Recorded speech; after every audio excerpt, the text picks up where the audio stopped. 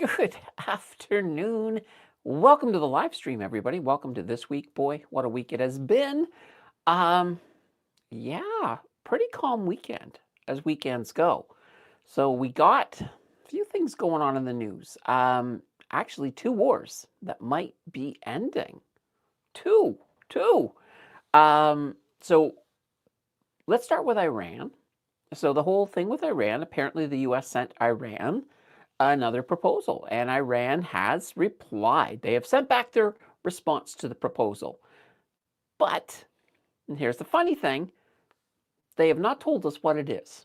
So obviously, I guess they want to wait for the U.S. to have it. They did say that their priorities right now are trying to end the war. So that's kind of positive. That is kind of positive that we may get some good news this week. We may get some good war news. Now, that's one war. The other war, of course, is Russia and Ukraine. So there was a big, one of the things that's going on, Russia likes to do this thing yearly where they basically have a parade, a military parade to show off their strength and power and all of that. So Russia asked for a ceasefire for this 3-day celebration. And it's actually interesting. At first, it didn't look like Ukraine was going to give it to them, but they did. So they've got this. They got a 3-day ceasefire right now between Russia and the Ukraine, and word's coming out that Putin's kind of thinking about getting out. So it could be really interesting if we, if we could end both of these wars in this coming week. Would that not be insane? That could certainly, we could certainly have a very healthy pump. A healthy pump. Oh, the kitty cat just sneezed. We could have a healthy pump for sure. So, are we going to get this? Are we going to get this end of war green market? Even if we don't get word of it right away, maybe the hype. We could always go. We've already seen hope has this ability to push us in the green. So I'm kind of thinking we're going to have a green day tomorrow, unless something weird is going on. Unless something weird is going on. Um, well, let's see. We'll see. Obviously, the one wild card, at least on the Iran part, is Donald Trump. Donald Trump can be a little bit picky, so we'll see what his response is to their thing. He could reject it. Now, if he rejects it, but the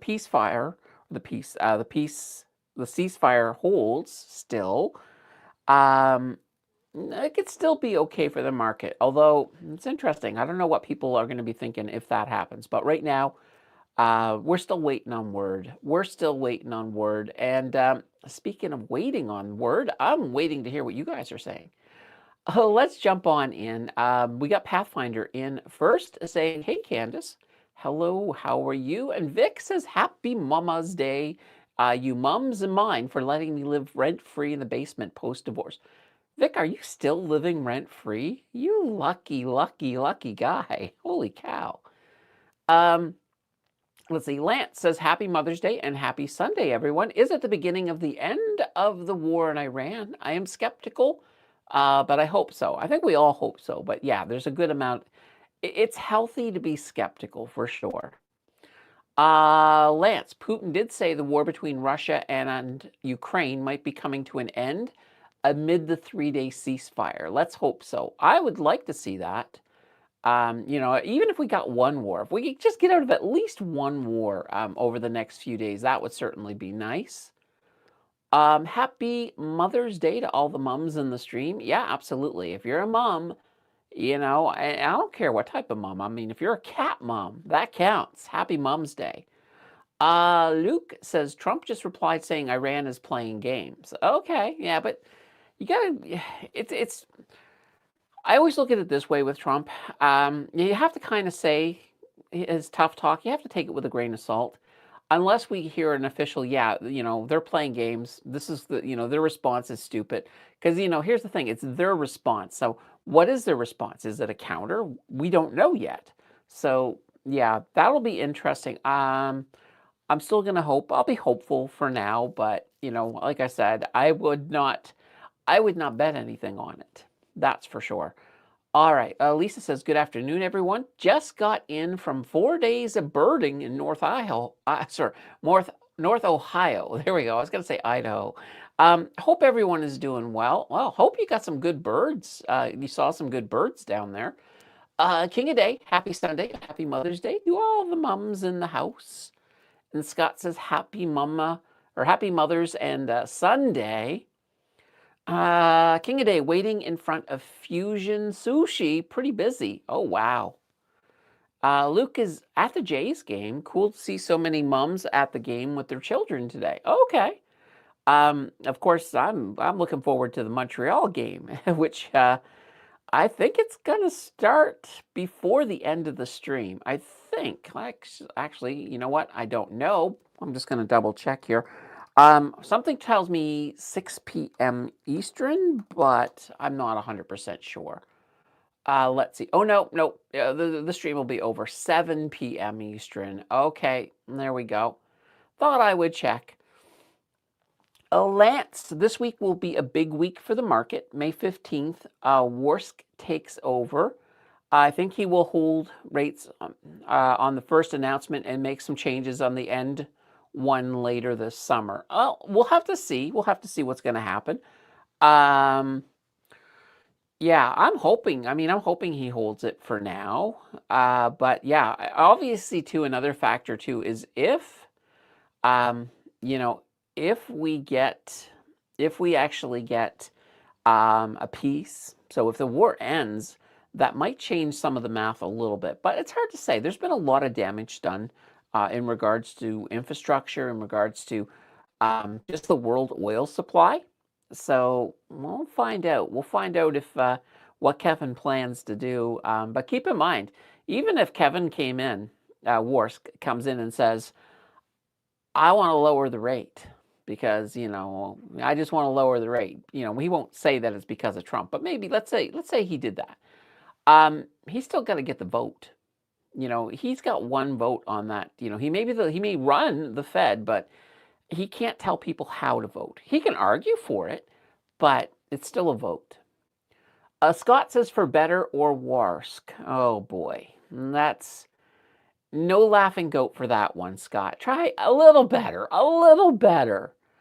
Yep is in the house with a happy Sunday, everyone. Okay. Yeah, absolutely. It's a good day. Vic is saying the Oilers. Yeah. I was sad to see the Oilers go. I really wanted to see them make a comeback, but it's kind of interesting. And now, all Canada has, all of our hopes are on Montreal. Although I did see a graphic earlier on Facebook where it basically said who Canada's cheering for in the playoffs. And it basically showed the entire East cheering for Montreal and the entire West cheering for Buffalo. I don't think that's true, but I thought that was funny. I did think that was funny. Candace, did you have a chance to review TELUS ER? Are there any closer to covering their dividend with free cash flow? I did not get a chance, Luke. I did not get a chance. Yeah, I'll look at it. I did look at one thing, guys. I did a little bit of research. Somebody asked me a great question the other day. Like, what happens? So in terms of ROC, of course, it basically lowers your adjusted cost base. What would happen, if it keeps going? So if you held it for a very long time and, what happens if you get to zero? What if you go below zero? Well, you can't go below zero. That's the one good news, but you can actually get to zero. You can get to zero. I've never heard of it actually happening, but it is possible. But the rules, so if you get to zero, then you can't defer the tax on that on those capital gains. So basically, you're forced to take the capital gains you're forced to take capital gains at zero. So it's kind of an interesting way to go, but I'm kind of like, okay, all right, I guess that makes sense. So you can't go to negative. So you can't have a negative adjusted cost base. But let's say, for example, let's say your adjusted cost base was 0, and then you received, in the next year, you received $1,000 of rock. Well, that would, of course, normally that would lower your adjusted cost base, but it can't. So in this case, you would have $1,000 that would be hitting your taxes. Well, 50% of it, because of capital gains, it would work that way. So you would end up with $500 taxable. But up until you get to 0, you are very much, you're very much deferring those taxes. Now, if you were that investor, and here's where I think this is one of the reasons I think it pretty much never happens, is a lot of times you're adding to that position, right? If you have an income position, you're not going to just say, okay, I'm going to buy 500 shares of bank and I'm just going to sit there forever. Well, no, you're not. Like when bank is down, you're probably buying more. So in essence, every time you're buying more, or if you're reinvesting your dividends, you are pushing, you are basically, that's kind of pushing your adjusted cost base up, provided that it is more than what your adjusted cost base is, as in the spot price at that time. So anyway, yeah, it's kind of a really interesting, it was a great question. It was a great question because I was just like, you know what? I've never even thought of that before. So I did do that. I went and did that research. Paul is in the house with a good afternoon. And we got Mary in the house with a hello all and 3 thumbs up. So guys, Mary's our official captain of the like button. I'm allowed to talk about it again. If you have not yet hit that like button, let's just get going early. There's 44 here, so let's just start off with 22. You know what? We'll start with 22. We'll go from there. So please hit that button. While you guys are hitting the button, I'm going to get to have a little bit of coffee. I will remember to unmute myself at the end of it.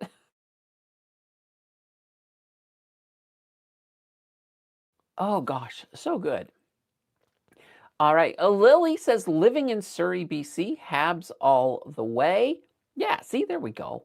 And I know when I lived in Calgary, I went to see one game at the Saddle Dome. It was Montreal coming in, and there were a lot of us there cheering for the Habs. So, I mean, not to say that there weren't a lot of people, like there were still more people cheering for the Flames, of course, but there was a good number. So what can I say?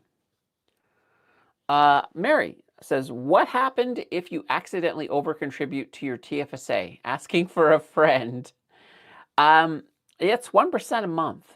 So 1% a month you will be billed on that.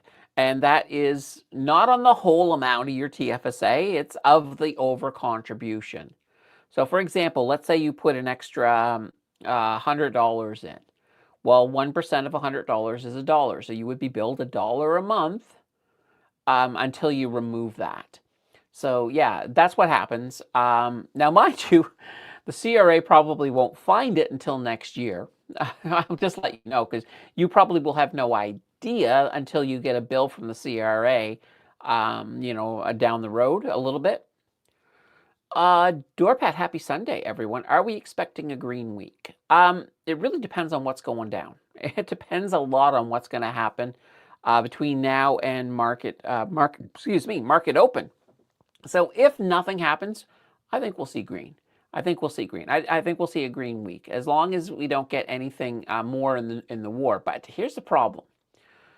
So this might be a short-lived green. So let's say we don't get an end to the Iran conflict, and let's say Russia and Ukraine go back to their normal war thing after the ceasefire.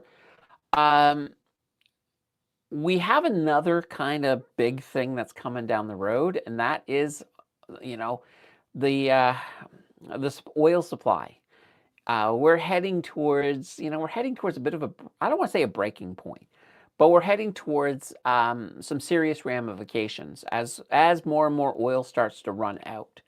And, we've already seen some of this, like, last week Air Canada had to cancel more flights because of the price of jet fuel. So that's going to start accelerating that type of stuff. And that's, I would say, by the end of this month.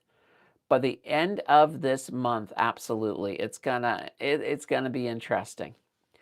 All right, let's see here. Paul says, Here is some shocking returns on 1 year. So Western Digital, 988%. Holy banana bread. Micron, 806%. STG Seagate, 730. The RAM and NAND and SSDs and hard drives. Yeah. These are areas, you got to keep in mind, like as these data centers are being put together, they're using all of these companies, they're being used like crazy. So there's a lot of revenue flowing into these companies for sure. Scott says, oh my. Doorpat, the first time I contributed by 2K, I got an email from the CRA asking me to withdraw immediately, which I did. Didn't get any penalties. So since then, I track meticulously. Nice. It's not like the CRA to be nice and give you like a, hey, quickly fix this. Quickly fix this. Micron is getting all the news, but no mention of WTC or STX. Yeah, Micron is definitely hogging the news. Pierre, I made the mistake of over-contributing. 2 years ago, they charged me almost 2K. The CRA is strict on over-contributing, or when you withdraw, then re-contribute over the limit. That's a big thing, and that's where I think people really get hit. So when you withdraw from your TFSA, yeah, you do get that space back, but you don't get it back until January 1st. So if for whatever reason let's say you wanted to borrow $10,000 from your TFSA, and your TFSA is near the limit, well, you can borrow that $10,000, right? I mean, it's between you and you, right? But when you go to pay it back, you can't pay it back until January 1st. You gotta wait for for that contribution room to come back, because if you paid it back right away, holy banana bread. Well, imagine, let's just say you were at the limit, you borrowed $10,000, and then you went and paid it back like a week later. Like, let's say you needed it for one of your kids, and then they gave you the money back, and you just dropped it back in your TFSA. Well, all of a sudden now you're over contributed by $10,000. Well, $10,000. That's if you're looking at 1% a month on that, that's a lot of money. That's like what, $100? I think that's $100 a month, but it adds up really fast. Like if you had it there for a year, you're over $1,000 in penalties right there. Just boom and bang. And also keep in mind that 10,000 that's over contributed, if it grows while it's over contributed, that growth adds to the over contribution as well. So I don't know how they're going to calculate that. That's kind of a bit of a nightmare, but you want to just be really, really careful of that. All right. Now, Scott says, I heard that Europe is down to 8 months supply of aviation fuel. Yeah, I've heard, and it depends on the country too. In some countries, I've heard of countries that are down to about a month. So yeah, it's gonna get rough, I think.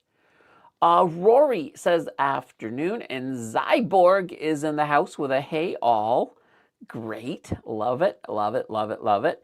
All right. I'm finally caught up. Actually, yeah, you know what? It's Mother's Day. This is the stream that I think out of all the streams I do on Sunday, the Mother's Day one tends to be the one that that we can feel that there's just not as many people. There's actually, well, we got about 46 here, so that's not too shabby, but nonetheless. Now, I want to hear from the moms who are here.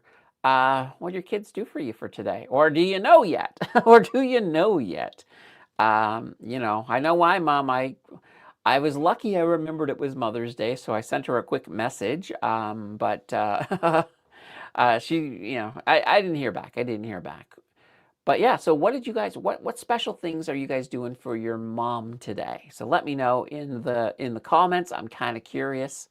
Yeah, even if you're not a mom, what are you doing for your mom? If your mom is still alive, anyway, you guys know what I'm saying. You guys know what I'm trying to say here. My cats have not done anything for me, by the way. Like, not a thing. Yeah, they just haven't. So what can I say? Like, you think they could chip together and maybe get, I don't know. It's like they can get me a gift. What can I say? All right. Rory says, let's see. I am hauling bags of dirt from Canadian Tire or Walmart from my mom's garden this year. Okay, nice, nice. Um, do you have to do all the work in the garden? I don't know if you guys have ever done a garden, but oh my God, there's so much work in a garden. Yeah, I'm glad that I don't, I'm actually kind of glad I don't have a garden in the backyard. So I will definitely say that. All right, guys, very quickly, while you guys are, coming up with questions and things like that, heading over to Blossom here for a moment. So let me drop the link in here. I'm going to drop the link in here for you guys. Here we go. Bang. All right, here's our link for Blossom. So if you have not yet heard of Blossom, it is the social media app that's designed for, run by, and all of that stuff by finance people. So actually, it's run by Brandon Beavis and Max. So, definitely pretty cool. So what exactly is it? Basically, it is a social media app. It's kind of like everything else. Let me refresh this. I'm going to go right to the home page here. And you'll be able to see, no, I guess I need to do it this way. Let's go this way. There we go. It's just basically that. It's basically that, but it's a lot more than that. So you get your typical feed, people talking about whatever. Like here's a weekly energy income update from Peanut. Oh, and here, I love this. Let's pull this up here for a second. This person here, they always put up this, these are the earnings, the US earnings. Guys, I wish there was a Canadian version of this. I don't know if there is or not, but let's take a look and see. So we got Circle. I'm just seeing if there's anybody in here that looks really interesting for this week. Beta Technologies, interesting. Wednesday always tends to be the good one. We have Cisco. Yeah, there's really not a lot of big ones, but we do have coming up soon. Oh, we got Field in here. Yeti, Beeline. Yeah, so not a lot of big ones. Not a lot of big ones this week. Well, Applied Materials maybe. Not a lot of big ones this week, but I think it's either no, it's not next week. I think it's the week after. I think in 2 weeks is when we're going to be seeing NVIDIA. So I'm looking forward to that. But yeah, so there's a lot of really great posts like this, but this is just one part of it. You can, of course, attach, and this here. So I've attached the 0 to 100K challenge. So the 0 to 100K challenge is in here. You can go in, you can look at what's in here. Now, right now you're seeing dollar values. That's because I'm looking at my own profile. You'll see dollar values on your own profile, but you won't see them on anybody else's. You'll just see relative percentages. And that's if you attach your portfolio. You got two options. You can attach it with the API depending on which broker you're using. Or you can just manually do it. I manually do it because they don't have access to National Bank's API. But yeah, and you can sort of see these are everything that's in here. In fact, I added one stock already right here, Xanadu. I added Xanadu, 10 shares at, what was it? I think it's an $18 adjusted cost base. But it's up already. It's up $35, so 19.44%. So you can watch the challenge. You can watch the challenge. I'm gonna try to update these as I buy. That's the only buy. That's the only thing I've bought so far this month, by the way, guys. I haven't bought anything else, just the Xanadu. I've been kind of waiting for a crash, but I may not get my crash this time around, unfortunately. So there is this, and it's really a lot of useful things in here as well. I like in the insights. So this is where, for example, if you want to get a general idea of your diversification. So I'm looking here at mine right now. So right now I got industrial 22.9, energy 22.1. Now, interestingly enough, you can see I'm heavy on energy and industrial. If you look at the Blossom average, industrial is only 6.4% on Blossom overall, and energy 7.1. So it sort of shows Blossom actually is heavy in technology. Look at this 20.3. So this is just a kind of a neat little thing to look at, and you can even you can click on this as well, and you can sort of see as well. These are my you know, these here are my industrial, the ones that I'm getting credit for. Now you'll see EIT in a few of them, because EIT obviously is going to contribute to industrial. It's going to contribute to energy. It's also going to contribute to healthcare and finance. So yeah, anyway, bird construction up there at the top. Oh boy, bird construction having a great year. But yeah, you have a lot of these different things. You've also got this AI here, like this is Beavis. Yeah, Beavis, you could talk about Beavis, run ideas with Beavis, maybe get some ideas. Still do your due diligence. Never listen to an AI. That's what I say. That's what I say. And how do I get out of there? I just click on Blossom. There we go.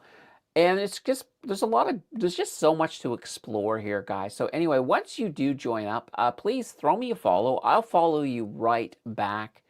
You know, I'm typically, yeah, see, look, the last person who followed me was Brian, and I got Brian back. Feel free, if you got a question for me, you can certainly message me. I don't mind at all. So I definitely like Blossom. And if you ever want me to review your portfolio, if you got it over on Blossom, just message me, set up a time, and we can do it on the air. Usually I do those on a Sunday if somebody asks.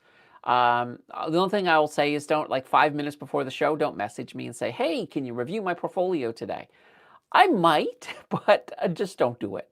And I'll tell you the reason I want a little bit of time is you might have a stock I've never heard of, or an ETF I don't know, and I'd like to at least look it up. Makes it a little bit easier when I'm reviewing. All right. Let's see here. Scott says, was there an explanation as to why it's called Blossom? I thought I asked that once. I can't remember what the answer is, but I'll ask Brandon next time I'm talking to him. See, well, he may not know. I wonder. I think Max might have named it. So the one thing I'm thinking of, they're both in the West, like Vancouver. Cherry blossoms are big. I don't know if it has anything to do with that. That's just me pulling something out of my butt. So we'll have to see. Mary says, I got to see my 2-week-old grandson. Best gift ever. Nice. Yeah, that would be cool. Paul, circle earnings is Monday before open. Yes. All right. Ivy, hi. Is there a preferred app to track dividend payments from Wealthsimple to maybe graph it out? There are different apps that you can use. Passive is one, for example, that you can use. You can connect it to Wealthsimple. I mean, if you connect Blossom, I don't know if you can make a graph. Honestly, Ivy, what I do is, if I want to graph something out, I'm just gonna take the data, the raw data, throw it into Excel, because if you can give me an excuse to make a spreadsheet, I'm there. I'm there for sure. And interesting, and just to sort of give you a general idea here, give me a second here. Let me pull something up here.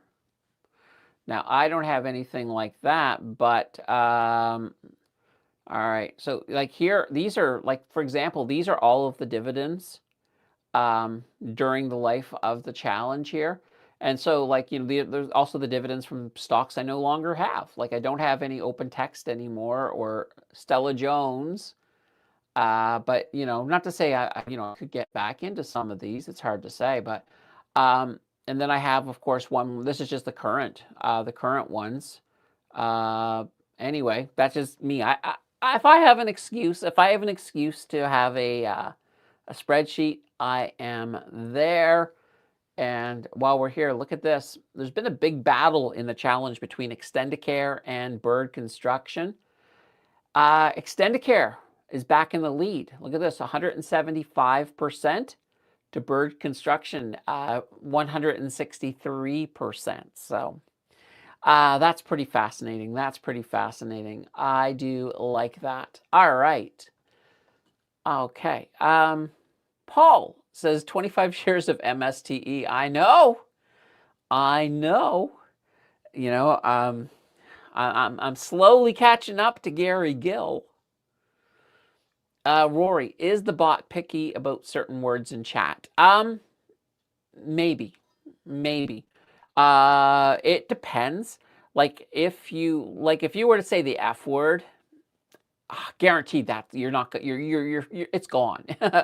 And it's not even the bot, it's actually YouTube. The bot itself doesn't. So when we're looking at a Nightbot, and the Nightbot's turned off right. Well, the Nightbot is on, but the Financial Express is turned off because we already have a show on Monday. Yeah, if you were to say the F word, and there's a whole bunch of different derogatory words that if you were to say, your message ain't gonna see the light of day. And honestly, I won't even know. I'll point this out. Like, I don't know if you say something bad in a message and it gets killed. I don't even know. Like, I do not get anything from like YouTube doesn't even. And I would like to know. This is one of those things. I would love if YouTube, even if, you don't have to tell me what was said. If YouTube just said, at each 6 messages deleted. That's what I would like to know. I'd like to have a count. But yeah, if you say derogatory terms, swear words, that type of thing, if you put a link, that'll get killed right away as well. So what can I say? Rory, she has 25 more shares than I do of MSTE. There we go. Scott, weekly buzz email just buzzed my phone. Nice. The Epic Coder. Let's see. I have HHIS, Bank, HDIV, MSTE, Pagey, Easy, Cyber, VDY, etc. in my TFSA, looking to add either H yield or EIT for income. Which do you prefer? That's a great question. I look at it a couple of ways. If you're looking for if you're looking for a more defensive, I would say EIT is more defensive than H yield. But I love both of these. This is kind of that thing. H yield is just, it's so well managed and it does really, really good. So I would say, yeah, I'm going to say, I can't, if you want defensive EIT, if you are just looking for straight up income, go with H yield. Is there a blossom emoji? No, I don't think so. Other than the little thing you made, but gosh. All right, I got to figure out how to make one and get it into the chat because that would be kind of good to have a blossom emoji. Rory says I own both of those, and that's kind of, I think, the better way to go is just to own both. Now, do I own? I think I have. Please tell me I have H yield in the 0 to 100K challenge. Oh boy. Oh no, I don't. What, the banana bread? Okay, well now we know something I'm going to be watching. I think it's because I doubled down on HHIS. But yeah, I really should have H yield because I do like it a lot. Holy cow. What can I say? What can I say? Yeah.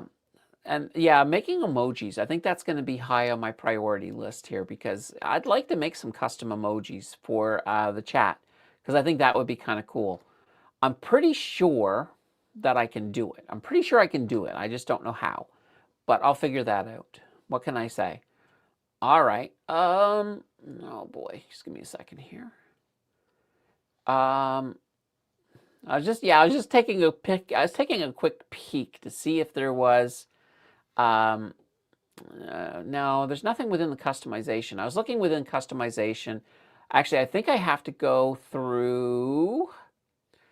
Let me see here. All right, shopping, partnerships, all of that stuff. I could have swore that I swore I saw something at one point, guys, that.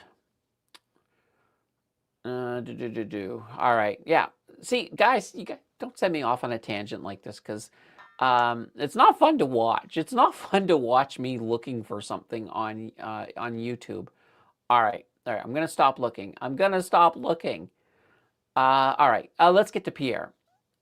On income right now, am super aggressive, but it has worked so far. At some point, I will start buying ETFs like etc. Balance right now, HBTE, HHIS, MSTE. SoFi after crash, and SHHI. Yeah. Well, it's interesting. Like, I mean, I imagine there's been a lot of people as we moved through this year that have gone a lot more defensive, sort of going in a little bit of the opposite direction that you have. But here's the thing.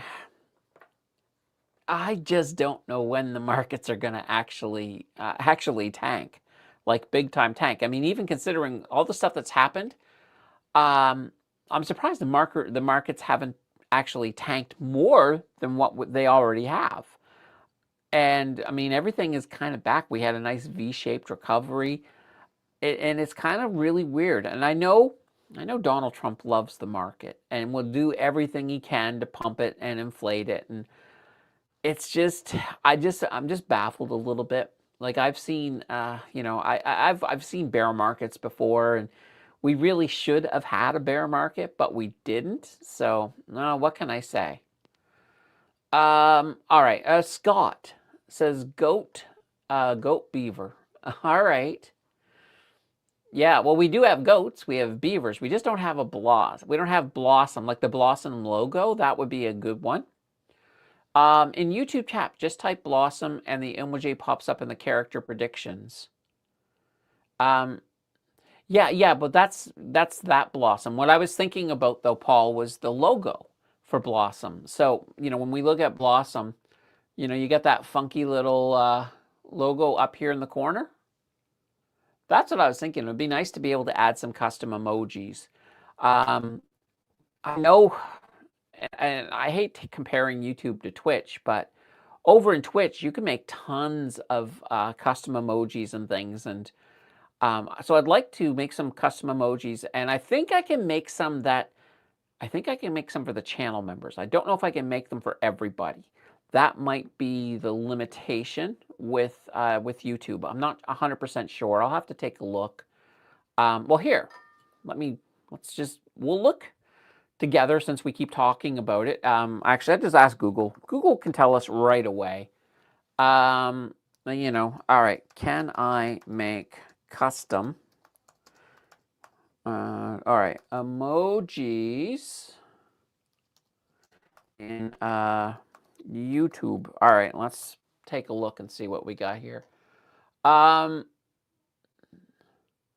Okay, so it says that they're exclusively available. Okay, there's the membership part. That's kind of what I was thinking. So yeah, it looks like it has to be, I guess I can only make them for channel members. I'll still make some. I'll make some. Because, hey, why not give the channel members one more perk? Yeah, that'd be kind of cool. Paul says, my cost on MSTE is $349, and it got down to $260. Okay. That it did. It did. Like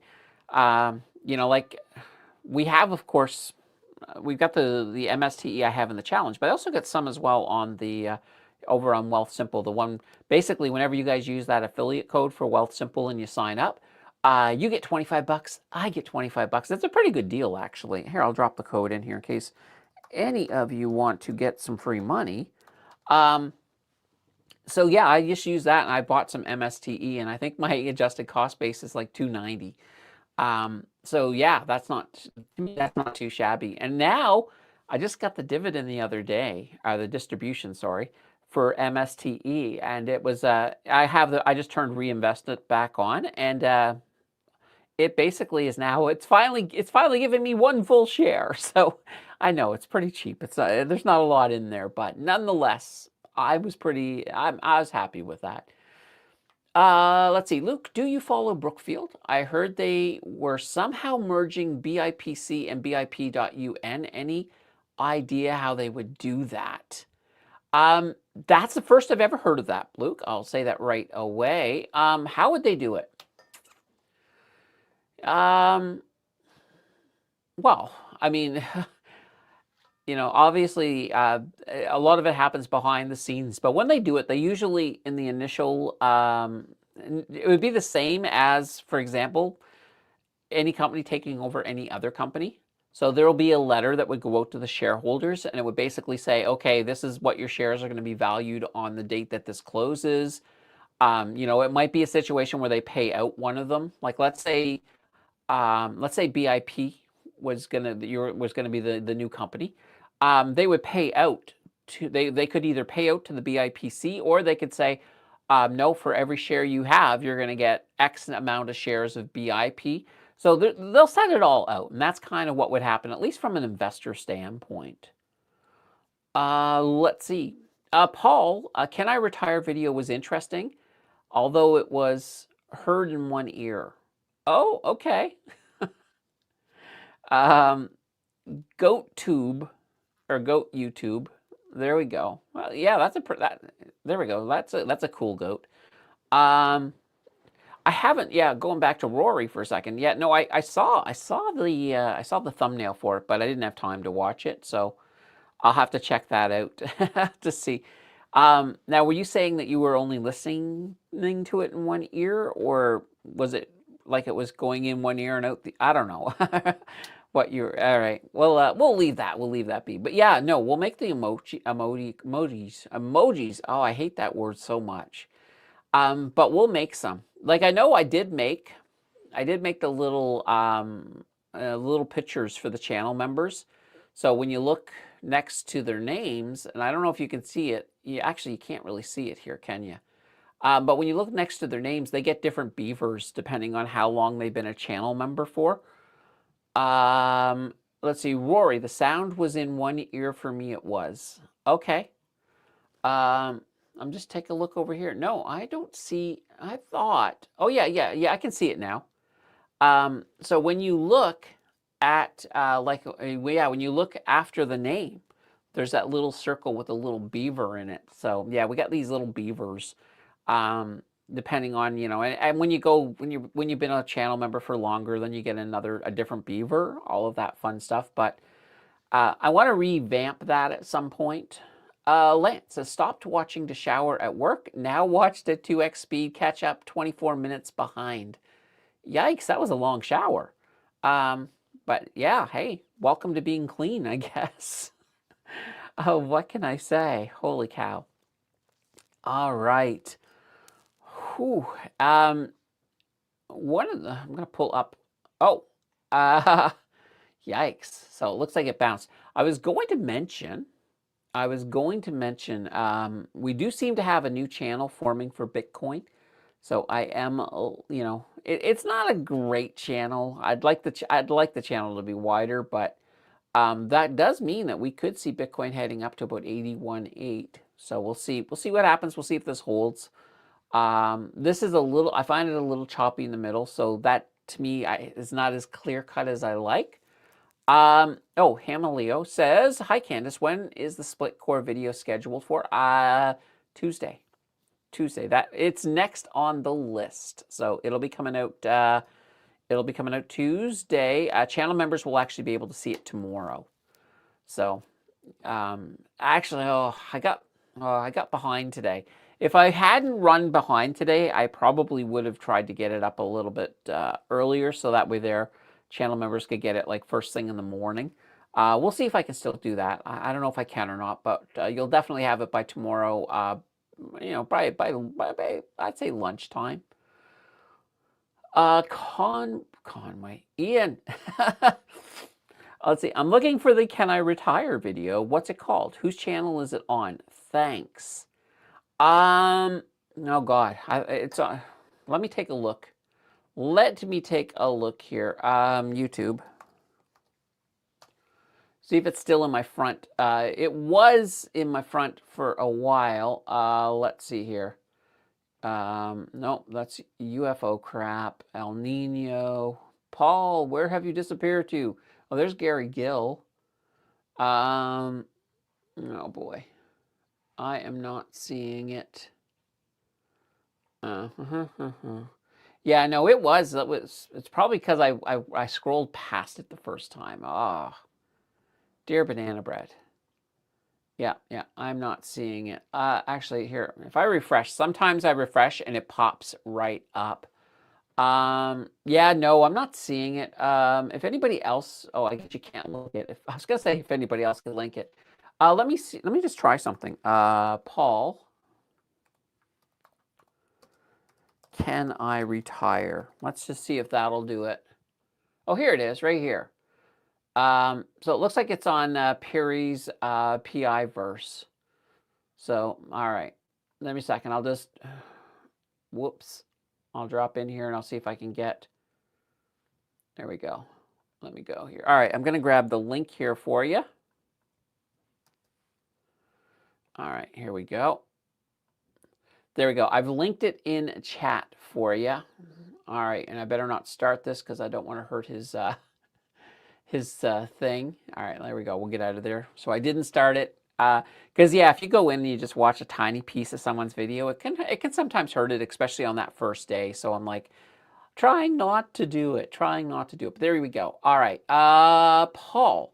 I tried watching that Paul Santori video on Perry's YouTube video, but the spreadsheet was too small on the, really on the TV? Oh my gosh. All right. Billa says, do you know of a TSX covered ETF that does lose NAV over, say, a 5-year time period? I'd like an ETF with a bump of income, but without a loss of equity. Do all covered ETFs have NAV erosion? All right. Well, here's the thing. Do they all have NAV erosion? Do they all have rock?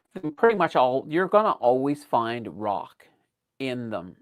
That's just a normal part. That's a normal part of the structure. So the thing about rock is that rock is, and you see, and I think we're asking a couple of different things here. But first of all, rock is it's called return of capital, but it's not really return of capital, but it can be. So that's kind of where the confusion comes in. So when you look at rock, anything that is not classified as, for example, interest or capital gains or eligible or ineligible dividends or foreign income, well, everything else kind of gets lump summed into the word, into rock. So, for example, premiums. So covered calls, of course, a lot of that income comes from premiums. So that all gets put into rock. And that, of course, will reduce your adjusted cost base. That doesn't automatically, though, it doesn't automatically mean that it's going to hurt the NAV, so the net asset value. So you're not going to necessarily get NAV erosion. But if you have bad rock, and to me, bad rock is simply that we got an ETF that's not managed correctly. And this is the type of ETF where even if the underlying assets are doing okay, it's still falling. Like its NAV is still falling. So it's moving in the opposite direction. So those are the funds that you want to avoid. So, one example, I guess, a Biggie, for example. Actually, let's not go to Biggie. Let's go to Canny initially. So when Canny initially launched, and here, let's see here. I just want to bring this over here. So the Canadian market was doing fantastic. And here, I'm going to pull this up here. We'll pull up the 1 year. And you can see there was still a lot of falling. So even during this time, the Canadian market was doing okay. But we had a lot of drops. So that's what you would see in bad rock. Now, they have gotten their act together a bit, and they have recovered well from it, and that's fine. If you recover, I'm fine. Like, I want to see flat. I don't want to see an overall trend. But you can look at this, and, you can see one thing that we still see a little bit of here. Like here's a high, and the next high is a lower high, and then we get another lower high. But here's the thing. I talk about if the market is doing good, and technically the Canadian market had a little bit of a rough swing. And also this is a very new ETF. So it's very hard to sort of judge it on the long term. But that's the kind of thing that you want to look out for. You want to look at an ETF that if the underlying assets are doing good, so should that ETF. Because you got to realize, and this is where it really pulls in, they're not writing covered calls on the whole ETF. So, most, let's just say the more aggressive ones might do 50%. So if they're doing covered calls on 50%, the other 50% should be receiving their upside. Like they should still get that full upside. So you got to take that in mind, that even if they are falling and the market's going up, you're like, okay, well, then we're really got something going on the covered call side, because they're being so aggressive that even the extra bonus they're getting from the other 50%, that's being eaten up by by the whole process as well. So I always look at it that way.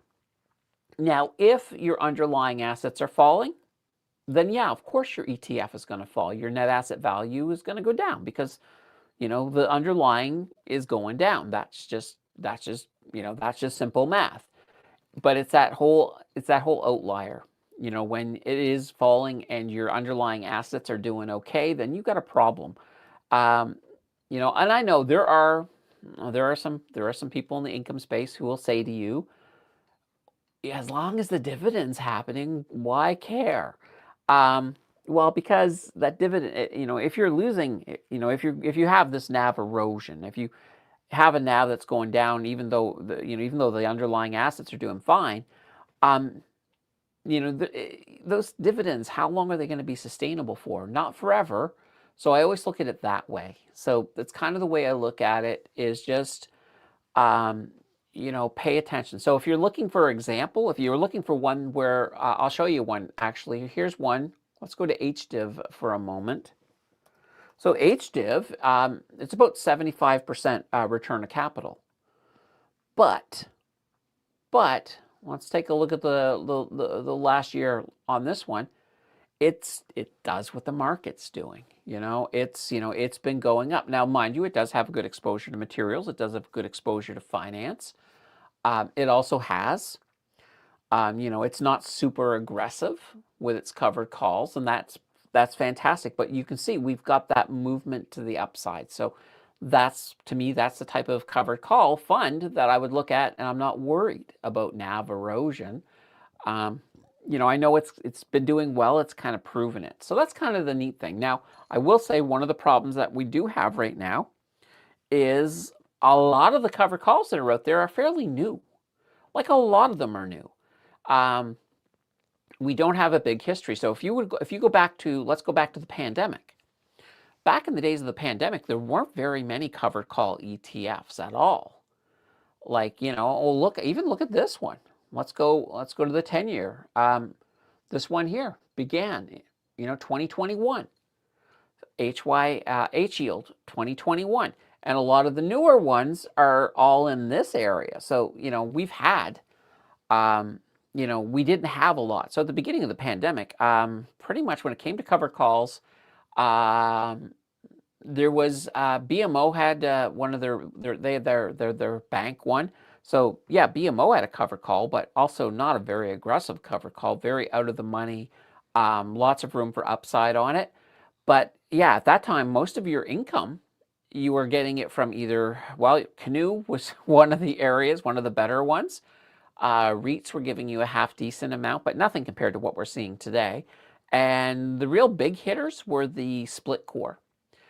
Then, of course, now we've had an explosion of ETFs. Now, and this is the thing, Canadians have moved to ETF investing a lot more. Not, there's still people who invest in regular stocks, but ETF popularity has been growing at a record pace.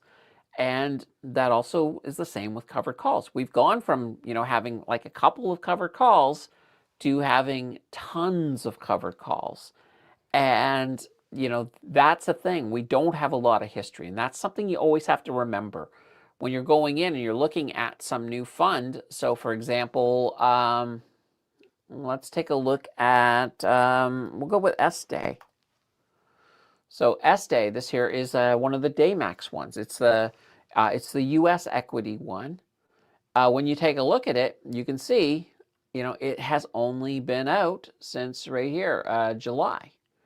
Now this one has fallen a little bit.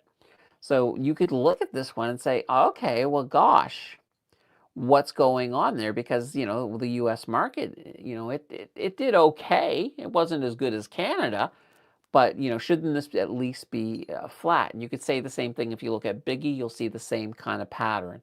So, are those cover calls too aggressive? Well, the one way to look at this is,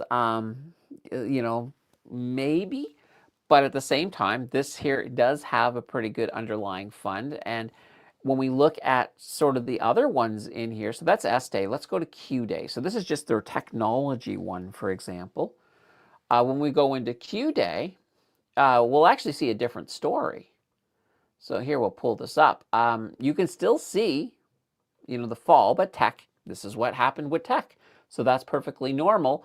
And then tech exploded recently, and you can see that in here. We got a nice big explosion here.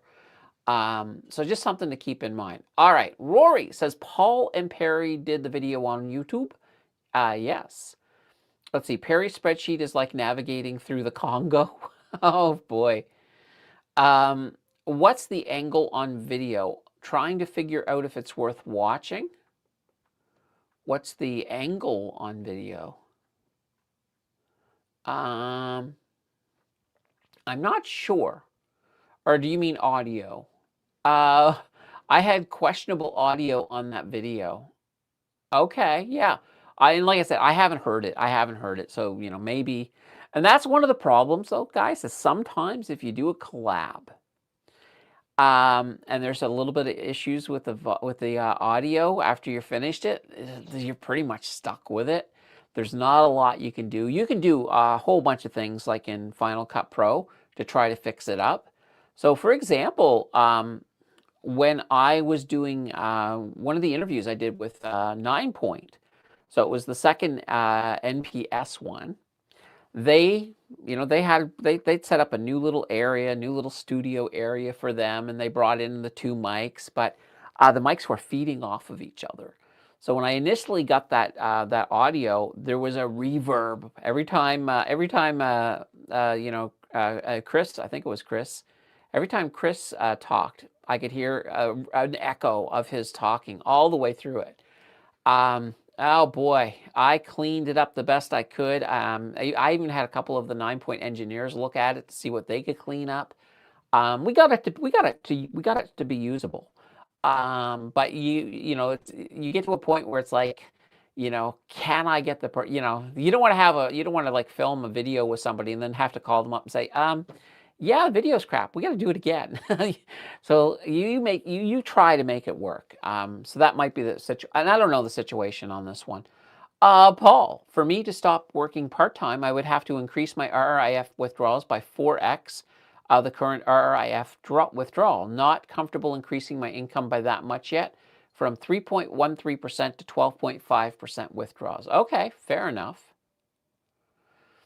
Scott says, Adriana would disagree, but I'd argue that any cover call ETF that the NAV doesn't at least match inflation, it's experiencing NAV erosion. Okay, fair enough. Yeah, I mean, that's the thing. You definitely want to, and I always look at it this way. And I know you're talking about inflation. I always like to compare it to the underlying assets. So as long as they're moving in the same direction as the underlying assets, and here's the thing, if the underlying assets are falling and they're falling a lot more, then you might have another question as well in there for sure.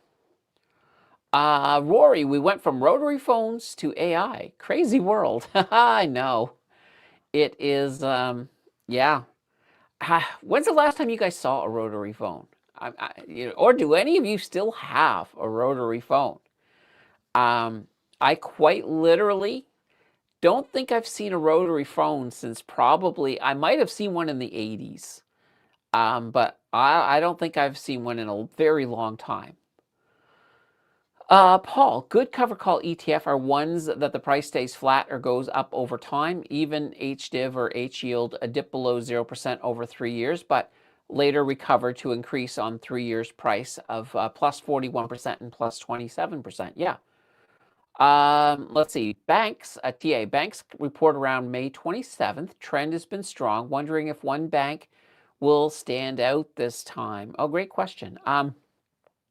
Yeah, normally we do get one bank that does stand out a little bit. That's a really good question. That's a really, you know what? Here, let me try something here. All right, we'll go to, let's go to BNS. All right, Bank of Nova Scotia. There we go. perfect.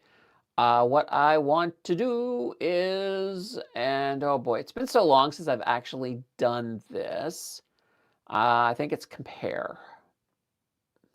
No, it's not compare. Technical insights, maybe. Let's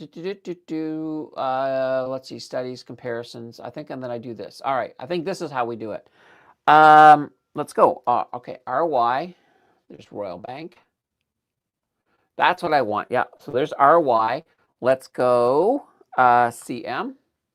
So we'll put in Imperial. All right, there we go. And we'll go with BMO. All right, TD. And last but not least, National Bank, NA. All right, here we go. Perfect. Now, that's over 5 days. We're going to go to the 6 months. 6 months, I think, give us a general idea of what's been going on. So, all right, let's take a look at these over the last 6 months. So one bank, yeah, this bank up here. Which one is this? Come on, guys. Tell me who you are. Normally, normally if I highlight over it, it'll tell me which one is which. It is right here. All right, let's see here. Up here at the top. Oh, that is BNS, isn't it? No, it's not. BNS is down there. Okay, here's what I'm looking for. 31.79%. National Bank. So that's National Bank. So yeah, right now, looking at this, National Bank has outperformed all of the other banks. So does that mean they're going to stand out this time? It's hard to say, but it's, it might. They might. Because I'm just taking a look, because we're basically going from about, actually, this is going to be the first month, right? So basically, it's going to be from here to here. Well, all right. No, you know what? Let me just take a look here, because it goes to the end of March. So yeah, National Bank did really well at the second half, but in the first part, Royal Bank also had a good. So yeah, it's going to be Royal Bank or National Bank, perhaps. There could be stuff within the forward guidance that people love a little bit more. There could be stuff going on in terms of loan loss provisioning that may make investors go, oh, I don't like that, that type of thing. So anyway, yeah, this is just giving you a general idea. So it looks to me like Scotiabank will definitely not be the one to shine, but probably either Royal Bank or National Bank right now look to be the ones. Ian says, I'm hesitant to watch the video. What if it says I can't retire yet? Then you write a hateful message on the bottom and say, hey, you banana bread heads, do your math better. Make it so I can retire. I don't know. That's what maybe. Rory, it will say, buy a cardboard box under a bridge and eat tin can soup for me. That's a way to save money, that's for sure. Scott, I missed out the word that. Why would I want to watch that? Can I retire video rather than the 500 other ones currently on YouTube? Great question. I don't know. I haven't watched it. Well, I think the one thing that might go in their favor is that they're probably looking at it from an income perspective. So of the 500 other videos out there, maybe 450 of them aren't looking at it from that perspective. Maybe. Honestly, I don't know. Like I said, I haven't watched the video. Let's see. Paul, yes, Q-Day and C-Day seem to do better than S-Day. There are 493 terrible companies versus the Magnificent Seven in the S&P 500. True enough. Yeah, the Magnificent Seven have definitely pulled up the S&P 500.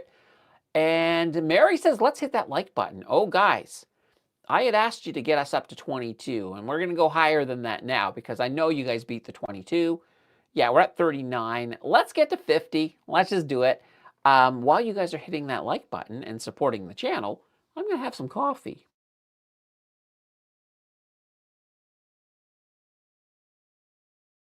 Oh, gosh, that was so good.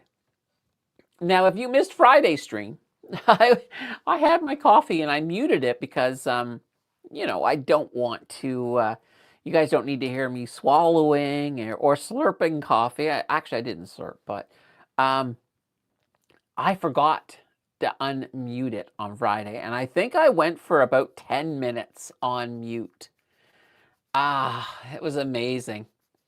It was amazing. In fact, somebody had to use their channel member super to grab my attention because I was on a tangent. I went off on a big tangent, and it was a silent tangent. That's how they start. It was a quiet one.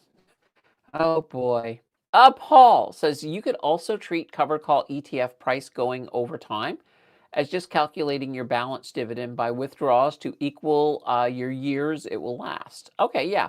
I mean, yeah, there's a lot of different factors when it comes to retirement. I always say, um, you know, do your own math, because somebody might say, this is what you need to retire. Well, is it really? Where do they live? Where do you live? Two different places. If you're living in a small community where things are relatively cheap, you probably don't need as much as if you're living in, let's say, Vancouver or Toronto. So yeah, where you live really has to be factored in big time. So if anything, I would say you would probably have to look at, you'd have to look at the rent. You'd have to look at what you're paying for rent or mortgage or property taxes, whatever it is. And start to calculate in some of your local stuff and take that into consideration, because otherwise, if somebody in rural, Quebec makes a YouTube video telling you how much you need to survive, they might be out of touch. They might be. Now, I'm not saying they are, but I'm saying they might be. Because for them, they're used to prices being a little bit lower than what you're going to see. Or if they live in Saskatchewan, there's probably even better. Well, Quebec has pretty cheap rents. Saskatchewan also. So yeah, it depends on where they're coming from. So I always say, listen to how they're doing it, but do your own math, work it out, figure out how much it would cost you, and and that's the thing. And keep in mind, if you can survive on, let's say you can survive on $3,000 a month today. Well, once you make sure you factor in inflation, because 10 years into retirement, it's probably not going to be $3,000 if you want everything that that you have now currently. It might be 3,500. So that might be another factor to take in as well. I always look at it this way, and I always say, you know what, retirement is overrated. That's the way I look at it. I'll probably, even when I retire, retirement for me is gonna be, instead of 2 videos a week, it'll be 1. Um, or maybe it'll be, maybe I'll have an AI Candace doing it at that point. Um, but we'll have to see. We'll have to see for sure. Okay, Scott says every video that has something like, can I retire or how much do I need, all comes down to what are your planned expenses. Yeah, that's pretty much just what I was saying. What are your planned expenses? What are they at where you're at? All of that stuff for sure. Rory, it's a bit annoying when the video comes from multimillionaires already making 15,000 a month. Fair enough. Fair enough. Yeah, I mean, if somebody is that rich, and they're giving you hints on retirement, they may not have, they may be doing, they may have the best intentions, but they may not fully relate. They may not fully relate, that's for sure. Scott says that seems like a reasonable amount to me, Rory. Yeah, I'm sure I could retire on 15,000 a month, guys. If I had 15,000 a month, I'd be good. I'd be good. But here's that thing. I'm nowhere near that. Rory, but I do follow the rich for their ideas. Don't get me wrong. Oh yeah, the rich have good ideas. I mean, the rich know how to not pay a lot of taxes. Oh, speaking of taxes, well, not taxes, but a loophole. So there used to be a loophole with Apple. So in the olden days, so basically any time before this week, you used to be able to, if you went onto the Apple site and you ordered an Apple product, a Mac product from Apple, you could just go and say, I'm a student, to get a 10% discount. You didn't have to prove it, nothing like that. And a lot of people did it. Well, considering the prices of Macs, 10%'s a lot. It almost makes up for the taxes. Um, Apple has caught on to that, and they have, especially with the release of these new Neos, they're so popular, and with school coming up, they've decided they now require proof. So if you're a student, yeah, you still get your 10% discount. Or if you work in a school, I think teachers, I don't know I don't know, but the janitors, I would say why not, but but yeah, you have to prove that you are affiliated with an education or that you're getting an education. So I don't know what it is that they require, whether they have to, maybe you have to take a picture of your student ID or something, or your faculty ID. Maybe, I don't know. But that 10% is now gone, guys. It's gone. Oh boy. Rory, I'm not poor, but don't have a $5 million portfolio like Perry. Yeah, yeah, I hear ya. I hear ya. Paul says, if I take my current RRIF balance and divide by withdrawals, then it would last 30.7 years. This assumes a 1% return. Now we do have other pensions, so this RRIF is extra, and we are not swimming in money. Okay, fair enough. And whatever you do, don't listen to Elon. I was listening to something not that long ago where Elon was saying, why are you saving for retirement? You won't need it. Um, Elon's been wrong many times, or his time frames have just not been very good. So don't listen to Elon. Plan for retirement, folks. Don't just spend everything you got because everybody will have free money in the future. I wouldn't count on that. I would not bank on that at all. Paul. Paul says Paul's balance is around 450K, but Perry is in the 1.3 million. Okay, there we go. That's a good amount. That is definitely a good amount for sure. Yeah, and it's interesting. Like there are some people out there, like there's some people that are just really well off. Um, I'm not one of them, guys. I wish I was, but I mean, we'll get there eventually. It's one of those things you just, I look at it this way, like, through my swing trading, I make just enough to scrape by. YouTube, I'm running at a loss. But, for now, my red is not as deep of a red as it used to be like even a year ago. So that's one of those things. So yeah, absolutely. So when you guys do things like, just so you guys realize, like when you guys do supers or gifted subs or using affiliate codes, it does help. It certainly does help. It certainly helps move me a little bit closer to the black. And I appreciate that more than you guys could know, for sure. Um, you know, but that's fine. Scott, let's see. Going back to cover call ETFs, since all the cover calls are based on options trading, can all the companies survive? Where is the money coming from when writing options? Are they just trading money off of each other? Well, no, there's an options market. So, there are people who are buying those options. And it's kind of this, I, I don't want to call it gambling, but it is kind of gambling in a way. Not so much on your side, but on the buyers. So, because a lot of times you go into the option markets, a lot of times you're buying options because you're very bullish on a company. So let's say you're very bullish on, let's say Bird Construction. You're like, you know what? This Bird Construction is going to go up. That Candace has been talking about it now for a year. So you might buy some options, where the person put it in, they have a higher strike price, but you're like, haha, little do they know how high this is about to go. And they end up having to sell you at a much cheaper price. They have to sell it to you. So it's kind of one of those things that you have to sort of keep in mind. That's where that money is coming from. So they're making money off of people. So, remember, on the stock market, for every winner, on the other side of that winner, there's a loser.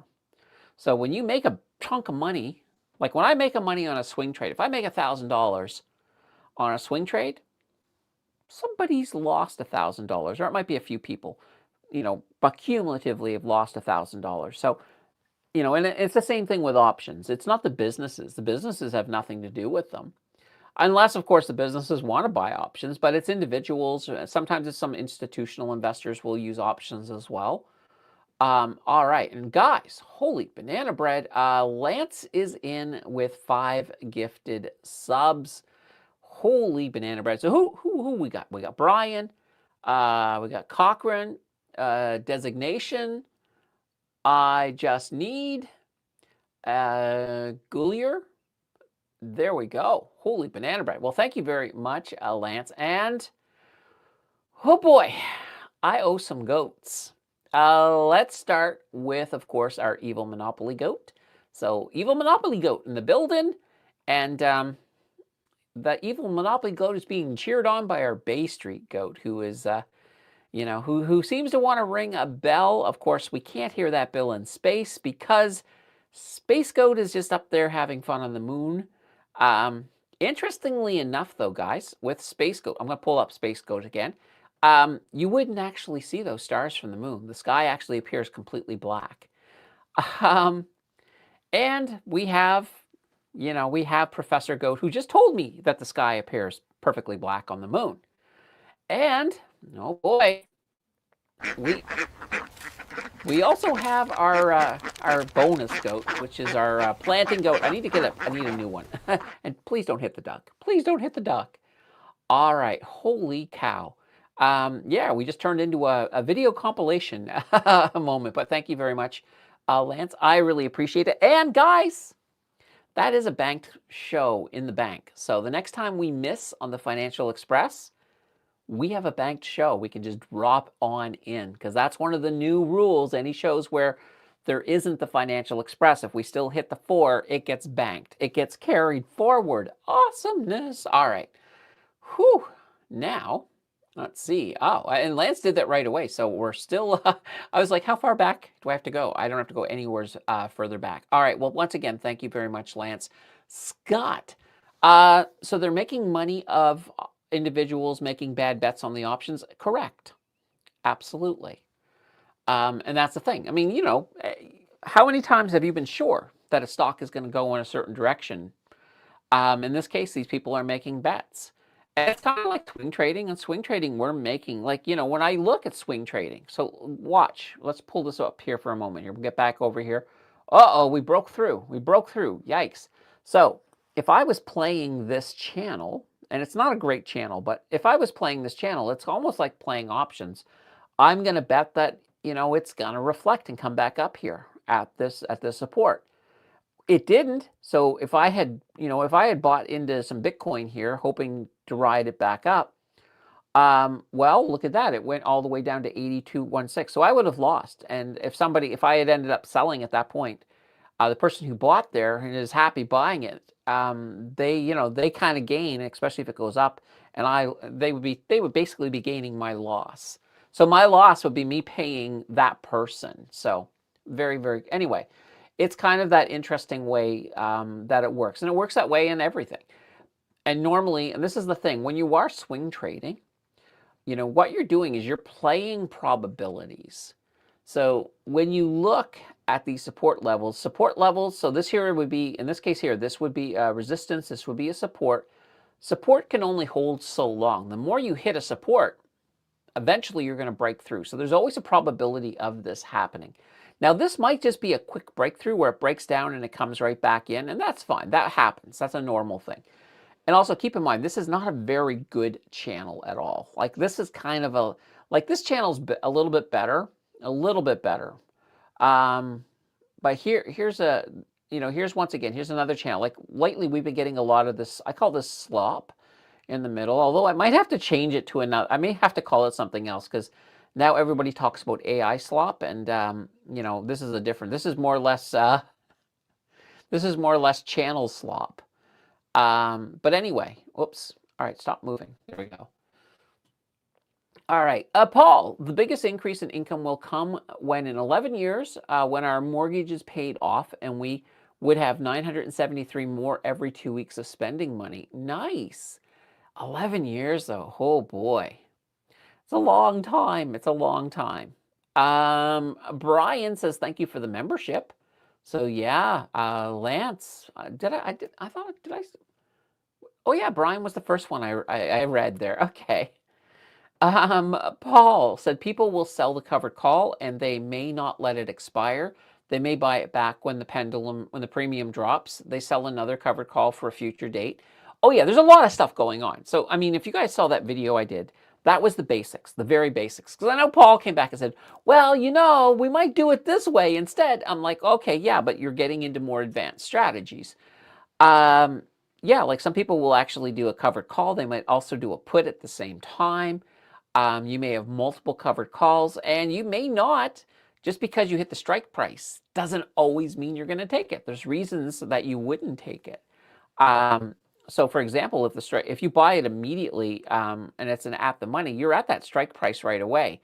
But sometimes you may not take it because you've got a time limit on it, right? So if I'm at the strike price and I've got a week, let's say I bought a 1 week covered call, and I'm thinking, you know what? It can go a lot higher in 1 week. I may hope it can go a lot higher, but maybe it doesn't. Maybe it falls. At that point, if it falls and I'm still holding it, then I'm not, I would have to pay, what's on the contract if I exercised it. So if it fell, then it would be in my best interest not to. So there's a lot of different scenarios that can pop up. Sometimes they won't take it. If it's like, if you take it and you're going to break even, then then you won't even bother. There's another option as well. Let's see, Rory, I'll let the cover call ETF providers do all the work. The dividends are nice. Yeah, it's nice to not have to do it yourself. That's for sure. Paul, and there are people that buy leaps calls in 1 to 1.5 years in the future. Yeah, there's a lot. Like, it's really complicated, but it's also fairly easy at the same time. I'll probably will do, I don't know when, but I'm probably going to do a part 2 to that cover call when I go into a bit more into the advanced stuff. And it was actually interesting. I was sitting here today trying to come up with I had the script video to film for tomorrow, and my first idea was actually just doing a video on NAV erosion. And I was just like, I'm kind of tempted, but the thing is, that's going to be, honestly, if I do a video on NAV erosion, the amount of B-roll and editing, it's going to take a lot longer than than an early week video. So if I do it, that's when I would script on I would script on a Wednesday. Then I could film it on Thursday, and then I could edit it basically Thursday and Friday. So give me 2 days. Paul, like when Tesla dropped to under 225 in April 2024, the LEAP premiums drop when the stock is going down. And let's see. But the companies selling the cover call ETFs are also doing the calls and puts. Can they all survive? Are there enough individuals making these bets to support all the companies? There are, actually. It's a very popular, like the options market is incredibly popular. So, if there weren't enough, you wouldn't be seeing a lot of new covered calls coming out. So right now, there's been no issues. And I think, who did I ask that to? I did ask that, I thought I asked that to, I think it was, I don't think it made it into the video, but I think when I was talking to Carl over at 9 Point. I thought we talked about that a little bit before that's the funny thing. Whenever with interview, I just got, you know what I got to do? I got to just leave the recording on even when we're not recording the, the thing, because they always say some really interesting stuff. But the problem is the interesting stuff they say, I could never get it through their compliance. Solana is having a different day than Bitcoin. Oh, what's Solana doing? Oh yeah, we do have Solana here now, don't we? Look at this. Yeah, Solana's up 2.15. So they went down, and then yeah, they're kind of on the rebound from there. All right, cool. Scott, I guess what I'm asking, is there a saturation point for covered call ETFs in the market? Probably somewhere. I don't think we're anywhere near it. The one thing you have to keep in mind, though, is that, we have an influx of people coming into covered calls. We have because we have an influx of people coming into basically ETFs. So as ETF popularity increases, and it's, we've got record increases, that's a lot of investors moving into that market. And, obviously not all of them are going into income investing. There's probably a good amount of dividend growth investors in there, but it is happening. And that's why we got a whole bunch of blood in there. So right now, saturation, I think it's a long way off. I think it's a long way off. Paul, if you bought a call and the share price went way up, the premium go up, and you don't have to wait for strike or expiry, you just sell that to collect the higher premium. Okay, there we go. There we go. Let's see, Rory, I'm staying hybrid to avoid too many covered call funds. Yeah, and there's nothing wrong with that. Like, and I look at it this way too. So even if you're a full-on income, you're like, I want those dividends as big as I can get them. Well, that's fantastic. But if you look at your RRSP, the stuff that you have in there, income isn't going to do you any good in the RRSP. What's going to do you good in the RRSP is total return. So yeah, if you have an income ETF in your RRSP, as long as it has a big total return, so something like an HDIV, for example, has a pretty healthy total return.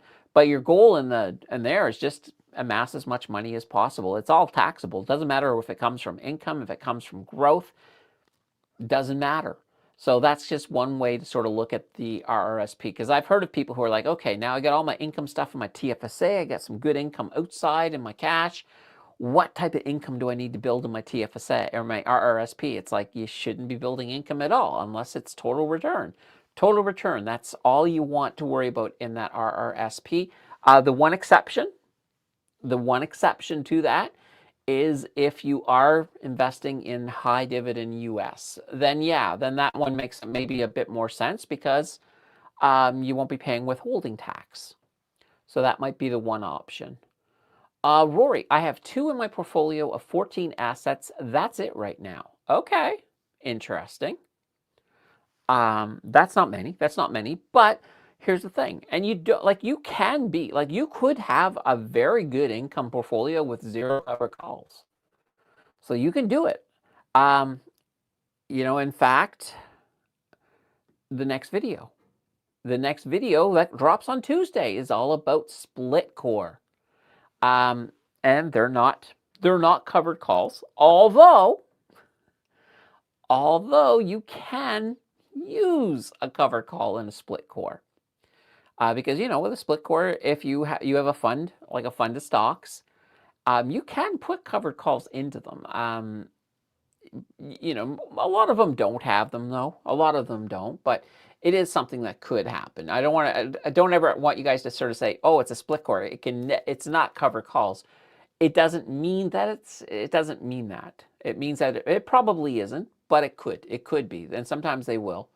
Like, for example, NPS. So that's a split core for the Canadian one that 9Point does. It has no covered calls in it, but I know when talking to them, they're saying, well, that's something we could do, but we don't.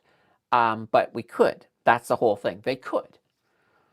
Scott, this may be a reason to look at T or EIT or a REIT as supplements to covered call ETFs.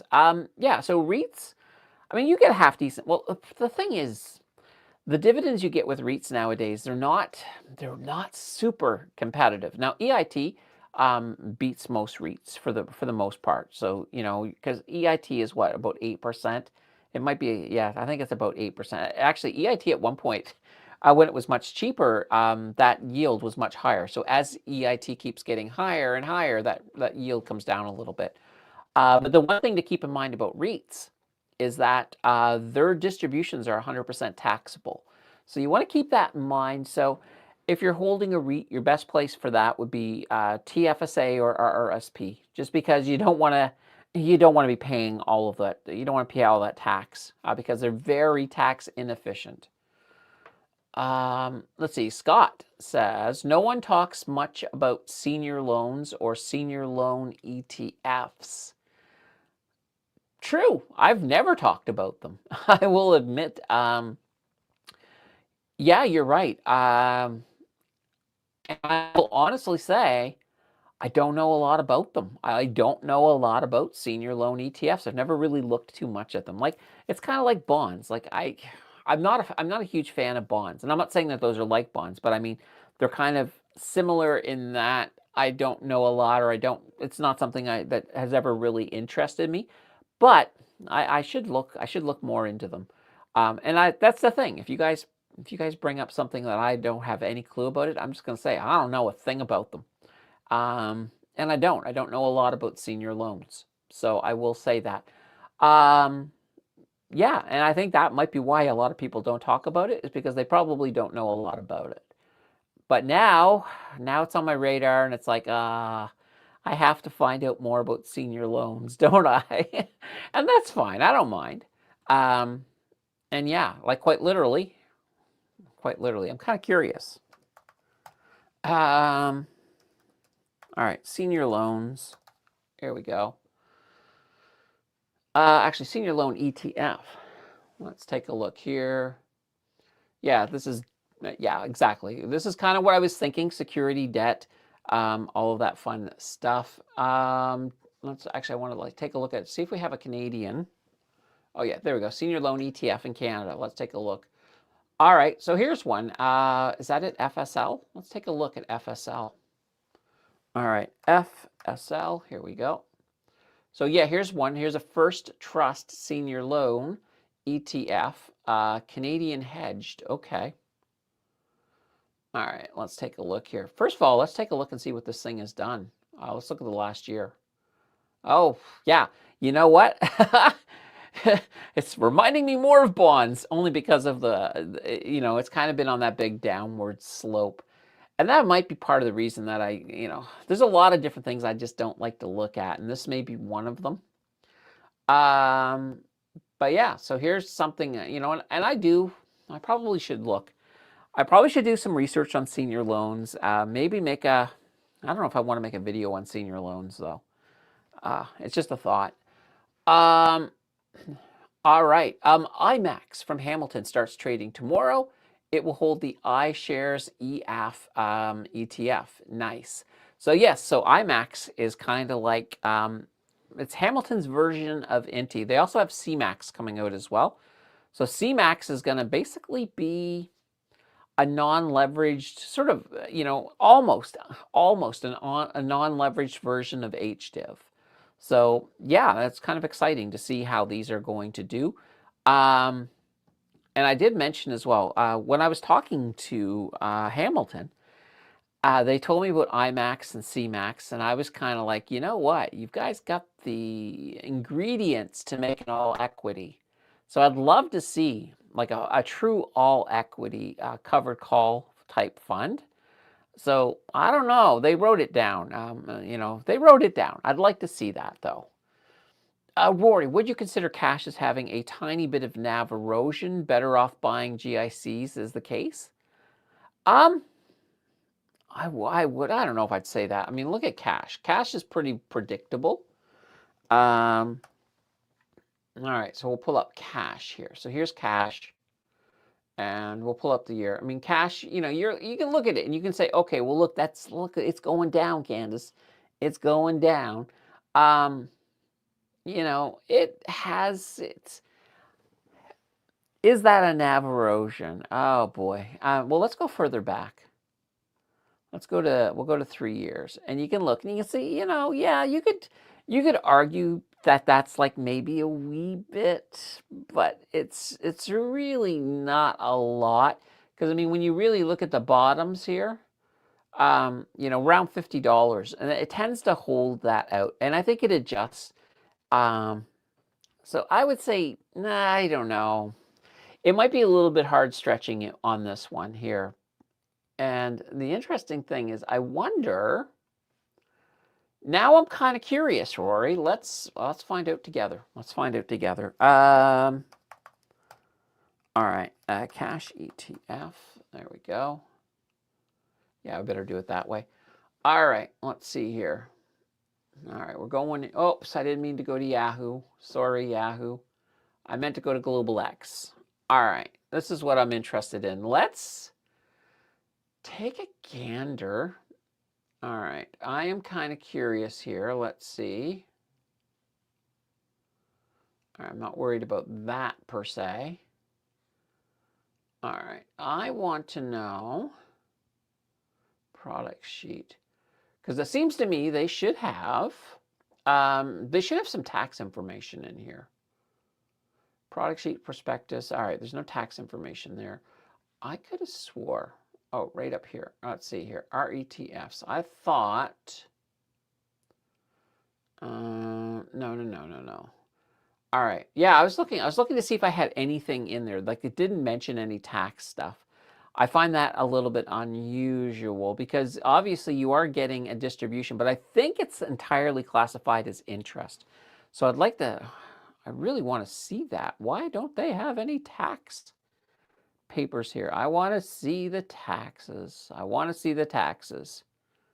Oh, let's see here. I went down here and let's see. I was just seeing if there's anything in here on the battle. I'll have to look into that. I don't find anything in here telling me anything. I'm just going to go to our ETF page. Do we have anything in here? ETF roadmap, distribution summary. Okay. I don't. Well, let's go. I'm going to go to this just to see. Ah, here it is. This is your taxes. All right, that's what I was looking for. All right, now let's see if we have cash in here.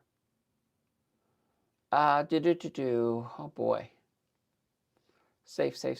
I'm looking for cash. And all right. They may not have it in here because I think I really think it's like 100% interest. So like you're getting, which basically means that that distribution is 100% taxable. But it depends. I mean, if you're holding it in your TFSA, you don't have to worry about it. But let me just see here. I am not seeing it, guys. Oh, wait, here it is right here. So yeah, look at this. Right here. So 126,330, 126,330, and it's coming in as other income. But yeah, that's 100% taxable. So you're not getting any kind of rock. So it's definitely not changing your adjusted cost base. And you asked about NAV erosion. It's moved a little bit, but not enough that I would be concerned. But just be concerned that you are 100% tax on that. It all comes under the other income there. All right, let's see. Which would you invest in your S&P? Exposure with dividend distribution. Let's see, H yield, USCL, or 50/50. Oh, okay, as in both. Which would you invest in for exposure with dividend distribution? So USCL probably gives you a stronger S&P. I think H yield is a bit more broad. But at the same time, I think they're both pretty good. I mean, I like HYLD, just its performance alone has been pretty good. So I might lean a little bit in that direction, but I think 50/50 is not a bad option either. Lisa says retirement isn't overrated at all, in my opinion. I don't miss going to the hellhole at all. Yeah, well, it's not even that. I mean, here's the thing. I think with retirement, like I think when you first retire, it's fantastic. You got all this time to yourself, and you probably enjoy it for months and months and months. But I think after that, if you don't have something to occupy your time, I think it would get boring. I think it would get a little bit on the boring side. So a lot. I've talked to a lot of seniors who, in the past, they went back to a part-time job not because they needed money, just because they were bored. So it does happen. Scott says you kind of dismiss FSL rather quickly without looking at the yield. Of course, loans are going to do worse when rates are low. Okay, yeah, you're right. I did not look at the yield. All right, well, let's go back. We'll go back again, FSL, and we'll look at the yield. I did not look at that yield at all. And you're right, I should have looked at the yield. All right, there we go, 6.56%. All right, so that's not too shabby. That's not too shabby. But nonetheless, I still, it just seems to me like it's a fund. Like we're looking. Let's even go further back. Let's go 3 years back. You know, if it's going flat and you got that yield, that's not too bad. Then it's kind of like a stable income. But lately, it has certainly come down a little bit. But like I said, I would need to do I do need to do a little more research on FSL or just on senior loans because I haven't done any reading on them. So I will say that, and I don't want to take any wild guesses or assumptions without knowing what the whole mechanics behind them. And I got a bit of an idea, but it's not it's not really fleshed out. Paul, when do you sell cash? You could just sell a bit higher than what you paid for. Yeah, absolutely. When I was using cash or TD cash, typically I would only deposit on the ex-div day. So basically when it was at its lowest. So if it was a 50, so if it normally corrected to about $50, then wherever you buy through the month, it's building up. You're building up towards the dividend. So if you sell halfway through the month, if you do the math, you're probably making from that increase on the price, you're probably making about half of what you would have if you had waited for the dividend. But if you waited for the dividend and sold it then you're selling it at the bottom. So you haven't. You're not making any free money anywhere along the line. You're just getting paid for the amount of time that you do have it in there. Paul, that's why it's best to buy cash on ex-dividend day. Yeah, there we go. It will only be at its highest just before paying the dividend. So pick higher price or the dividend. But keep in mind, it should be close. Ideally, it should be close. I mean, there's obviously small little fluctuations that could impact it, but it should be close. All right. Oh,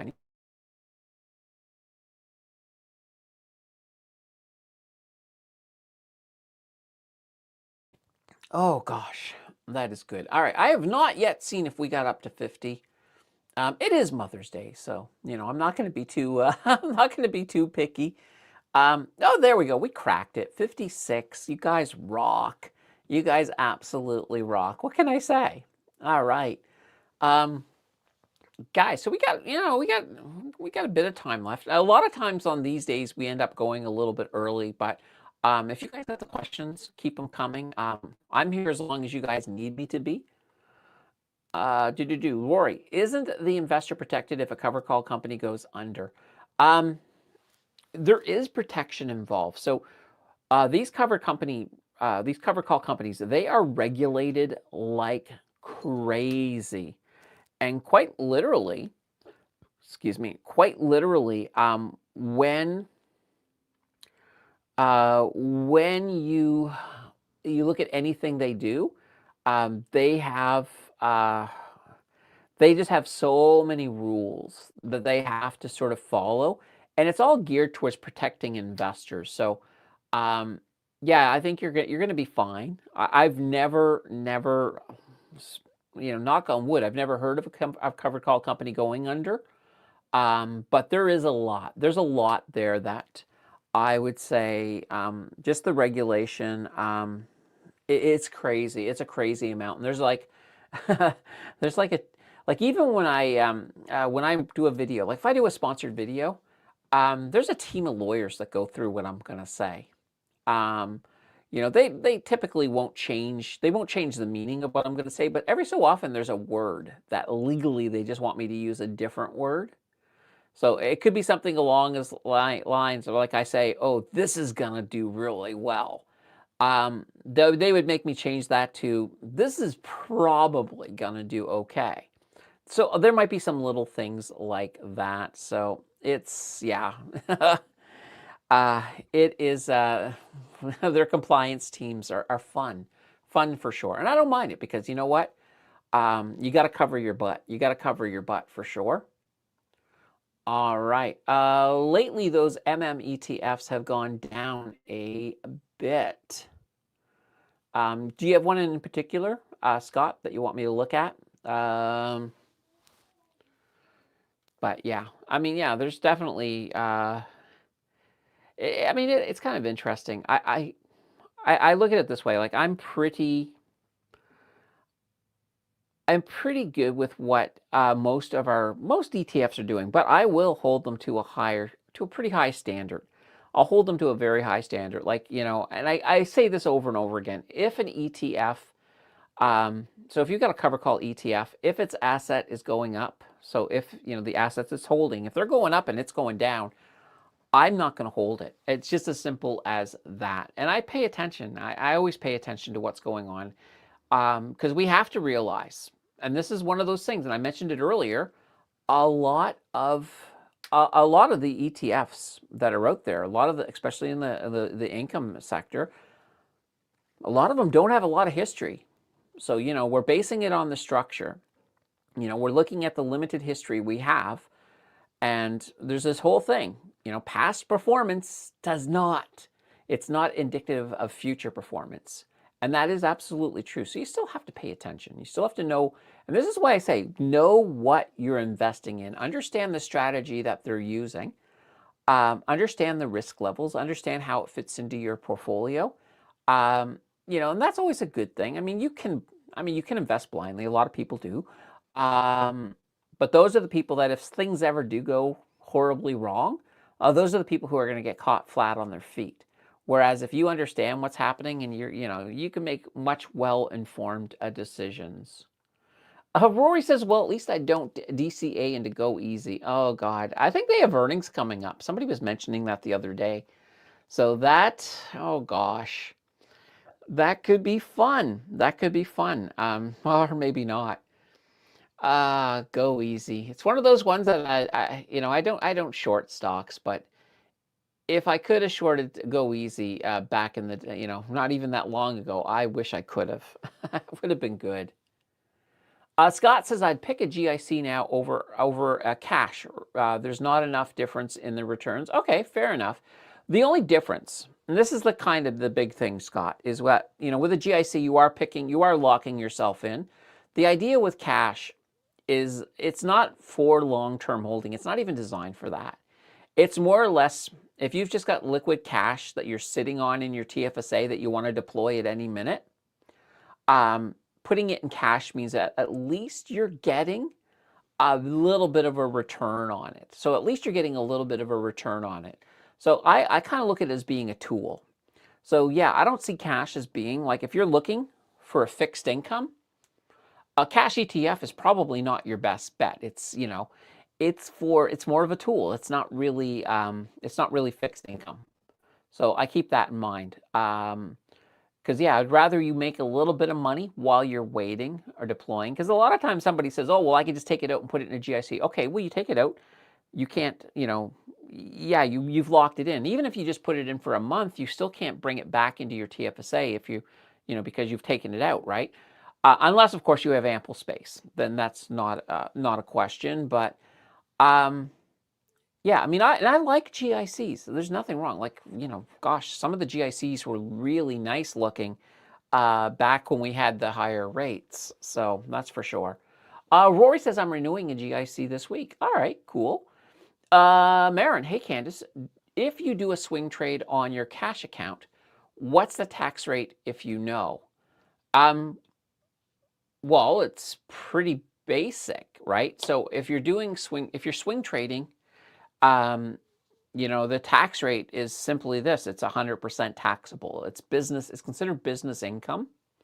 And if you have a trade that goes south, it's considered a business loss.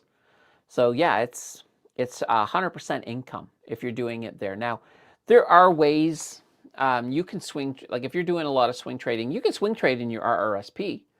That's perfectly fine. You're not going to get a big tax bill right away, but eventually when you pull out your profits, you'll get taxed on those. So yeah, swing trading. Now, if you're doing an occasional swing trade, that's a different thing. But if you're doing frequent swing trading, that is your that's 100% taxable, and the government will they're not going to let that go for sure.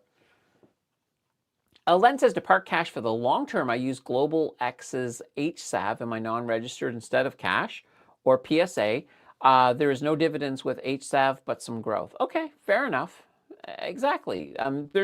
There are many different ways to do it. I mean, some people even over on Wealthsimple just use the checking account because there's a half decent return on that.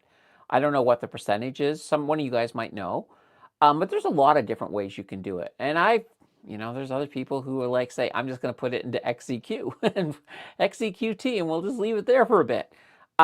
Sure. But I mean, if the market falls, XEQT will go down. So there's lots of different ways you can do it. I don't think there's any right way, any wrong way. It's more or less what's going to work with your strategy. And also, what is your strategy with that cash? Like I said, if your strategy is you want that cash because if tomorrow we had a Liberation Day Part 2, you want to be able to deploy that immediately. That's where something like a cash ETF or a HISA or a PSA, that's where they have the huge advantage. If it's in a GIC, there's nothing you can do. You can just watch it and say, gosh, I sure wish I could have bought that dip. But if that's not what your money's for, if you're just holding it, like if it's an emergency fund, and it's interesting with an emergency fund, a lot of time you think, oh, I need that needs to be 100% liquid. Well, it really doesn't. It's for basically an emergency. Normally you might have 2, maybe 6 months that you can use. So it doesn't all have to be liquid. Like some of it could be in shorter term GICs. There needs to be a certain amount that is fairly liquid. Or you could argue, some people will argue, well, heck, I don't need it to be liquid right away. I got my credit card. I can use my credit card. I'll just as long as I can, liquidate it by the time I have to pay off so I'm not paying interest. Yeah, there's that option as well. All right. Walking Eagle says hello. Great stream. Welcome, Walking. Good to see you. Scott, some GICs can be flexible. Granted, not as much as cash or HISA. Yeah, there is some flexibility with some GICs. I've heard of a few, for sure. Let's see. Walking says hello. What kind of dividend ETF would you recommend to keep on your non-registered account? All right. Well, here's the thing, Walking. Once again, it depends on what your goal is. So if you got a long runway ahead of you and, your goal is, dividend growth, like you're in that growth phase. Well, obviously in a case like that, you'd probably just have a nice basic ETF with smaller dividends. Something like a VFV, for example. That would be a great option in a case like that, or XEQT, or maybe the new Cage. Who knows? There's a lot of different ones that you could certainly use. Now, if we're talking income, and this is where the rules change a little bit. So when you're non-registered, you want to look for something that has a lot of good tax efficiency because you don't want to pay a lot of taxes right now. So one example is if you were to look at something like, if you look at HDIV, so that's Hamilton's, that one has about 75% ROC, so return to capital. So what that means, even though it's a great ETF, even though you're going up a lot, it means that you're going to, instead of paying the taxes on 75% of those dividends, it just basically lowers your adjusted cost base. So it gets worked into the adjusted cost base. So if you sell it somewhere down the road, yeah, you're going to have higher capital gains because that's what you're doing. You're just sort of storing away. And I kind of look at it this way. It's kind of like the RRSP in this sense. If you don't sell HDIV until you're in a lower tax bracket, then you end up paying less than if you had a less efficient ETF. So yeah, if it's got high ROC, then it's really good tax efficient wise. If it's also Canadian dividends, so Canadian eligible dividends are pretty good. And you can if you go to the site of any of these, and here, I think we still have one up right here. And so this here is at Global X. It actually shows you. So let's take a look at, let's see here. Just try to find a good one here. Let's see. All right, well, we can go with, let's see, I'm just looking for, all right, here's Ethy. ETHI right here. So when you look at this one here, it breaks it down. And you can see here, you've got capital gains in here. So that there, half of that is going to be, oh, this is not really a covered call one, is it? I was going to say, it's mostly capital gains here. That might be because of where we're at here. Let me just try a different one here. HEQT, here's a perfect one. This is great. So HEQT, its total distribution here is about 92 cents on one share in a year. You get 92 cents. Of that 92 cents, 63% is capital gains. So right here, you get a lot of capital gains. So that means half of that amount is going to be taxable. The other half, not, because it's capital gains. Eligible Canadian dividends right in here. Those will go at a cheaper tax rate. So your tax rate will be a little bit lower on them. Foreign income, this here will be 100% taxable. Other income, right here, other income, this here would also be 100% taxable as well, because that's usually interest. This one doesn't even have any. Oh, wow. HEQT, no rock. But yeah, that's because this is leveraged. I think HEQT is leverage on an all equity, but I'm just sort of giving you an idea. Now, if you look here under return of capital, here's one. BKCL down here, 100% return of capital right there. So if you were holding BKCL, you know, basically it's just going to reduce your adjusted cost base, but you're not paying any taxes today at all. You'd be paying taxes if you ever sold BKCL. Or, as we had a question the other day, if your adjusted cost base ever got to zero, then every time you got that 288 per share, you'd be paying half of that right away. If you got to zero, it takes a long time for that to happen. And honestly, if you're adding to it occasionally, that will push up your adjusted cost base. So it's probably not going to get to zero. But if it ever did, that would be what would happen. All right. Holy banana bread.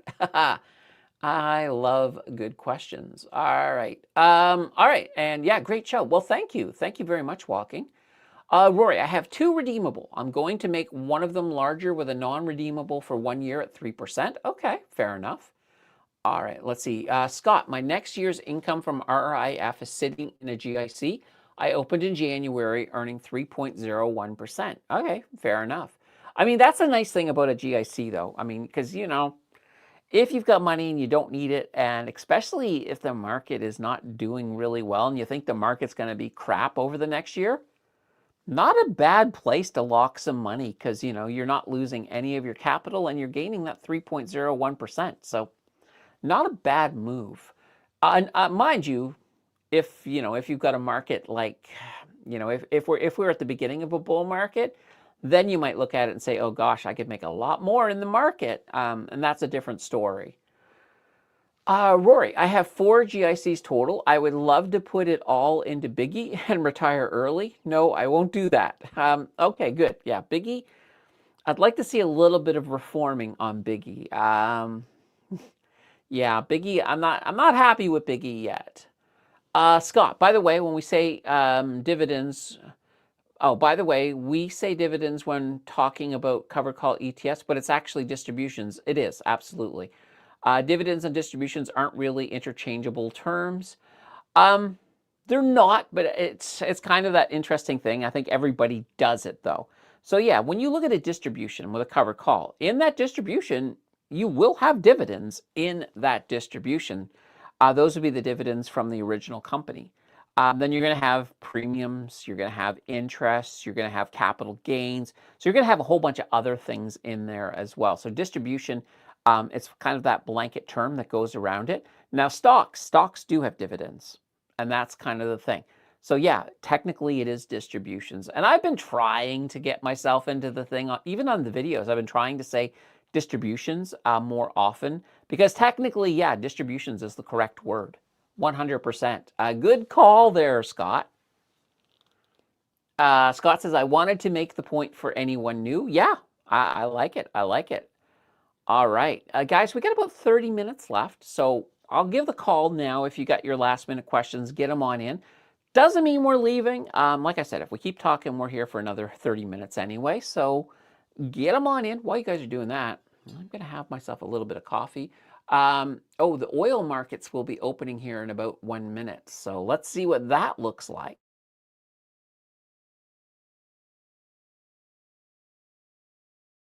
That is so good. And I'm going to get ourselves over here. All right, let's take a look here. All right, so we'll have also the commodities will be opening as well. So gold, silver, all of that fun stuff. All right, so here we go. WTI and Brent. Let's see what's going to happen. We'll start on Brent today. We'll start on Brent. We'll see what kind of gap. Are we going to gap up? We going to gap down? So, and right now, and you know what? Let's very quickly see if any breaking news has happened while we've been talking here for the last 2 hours. Sometimes that does happen. All right, we'll go quickly. If I want news really fast, anything big breaking, I just jump over here because they just make giant. They make it clickbaity, but it pops up, and yeah, nothing. So nothing has really happened. So that's good. That means we might gap down a little bit, and we'll see here. Oh no, we gapped up. Look at this. Look at this. It opened up here at $107. So Brent has just opened at $107.45. So up 3.27%. Do we have a W? We have nothing yet on WTI. We don't have any reports yet, but all right. So we do have some interesting stuff. And look at this. Gold has gapped down. Silver's gapped down. Copper has gapped down. Platinum, I don't think we have any reporting yet on platinum. Nothing's happening there yet. So we're waiting to see what WTI is. But if Brent has gapped up, now it does seem to be falling since it gapped up, but we'll have to take a look and see how that is going to look. Okay. All right, Robert says, when can't you write off your interest in a margin account? Here's the thing. Now, I don't know how you would do this, Robert, but theoretically, theory. Oh my God, why does that feel? Okay, theoretical. I'm just having problems with that word. Theoretically, if you are using, so let's say you've got your margin account. It's usually in a cash account. If you're doing a lot of margin trading, that would be considered business income. So the interest that you're paying there, that's a tax expense because, the trading requires the margin. So the interest would be considered a tax expense. So when you're actually filling out your taxes, when you are looking at, you'd have your income, you'd have that. And you have another thing for business expenses. Interest would go under that as well. I don't know exactly where on the form, but it would go in there. So you would put interest in there. So for example, like when I report what I made on YouTube, I have that in one column. So that's my income. Then I will apply against it my business expenses. So I will write off, for example, I have a membership to Canva, which is what I use for thumbnails. So I pay once a year. That goes into my business expenses. I will also put in there, what else do I put in there? I can put a portion of my internet bills. I can put a portion of my electricity in there. In this case, I have to actually, because I work out of my studio, I have to compare basically break down the square percentage of my studio compared to the rest of the house, and that's the percentage I can get off of some of these other bills. But yeah, you could put in, like in this case here, interest. Interest is you can't do your activity without it. So yeah, you could write that off. Now, obviously, if you're fairly new to taxes and you're doing a lot of trading, I would, I would invest in an accountant just to make sure that all of your I's are dotted, T's are crossed. That's probably not a bad thing. All right. Oh, do we have any? Oh, we do have movement on the WTI. WTI has gapped up now. So oil has moved up a little bit.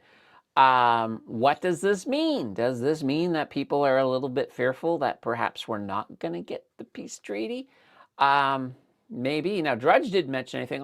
I'll just double check CNN because sometimes they will on the weekend. Sometimes CNN will update things a little faster.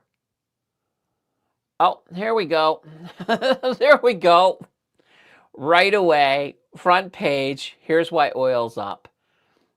Trump calls Iranian peace proposal response totally unacceptable. All right, and I think Luke was mentioning something earlier that he thought it was a joke or something. But yeah, here we are. So it looks like no peace, no peace. That could mean a red market in the morning, guys. It could mean a red market, but yeah. Oh, Donald, why can't you let us have a peaceful weekend? Scott, I put aside about 10% of my portfolio to earn PII, and it's grown closer to 16%, even with me spending the distributions. Apart from this and next year's pay, the rest of my portfolio is on index funds. Okay, fair enough. Wealthsimple doesn't charge a fee for trades, but when a broker does charge a fee, are you able to write off those fees? Yeah, I would think that you could. I mean, if you are using it as business income, that's the key. You have to be using it as business income. If it's a business, if you're making money from it, you should be able to put fees, interest, all of that should count. Rory says maybe bank will be cheaper tomorrow.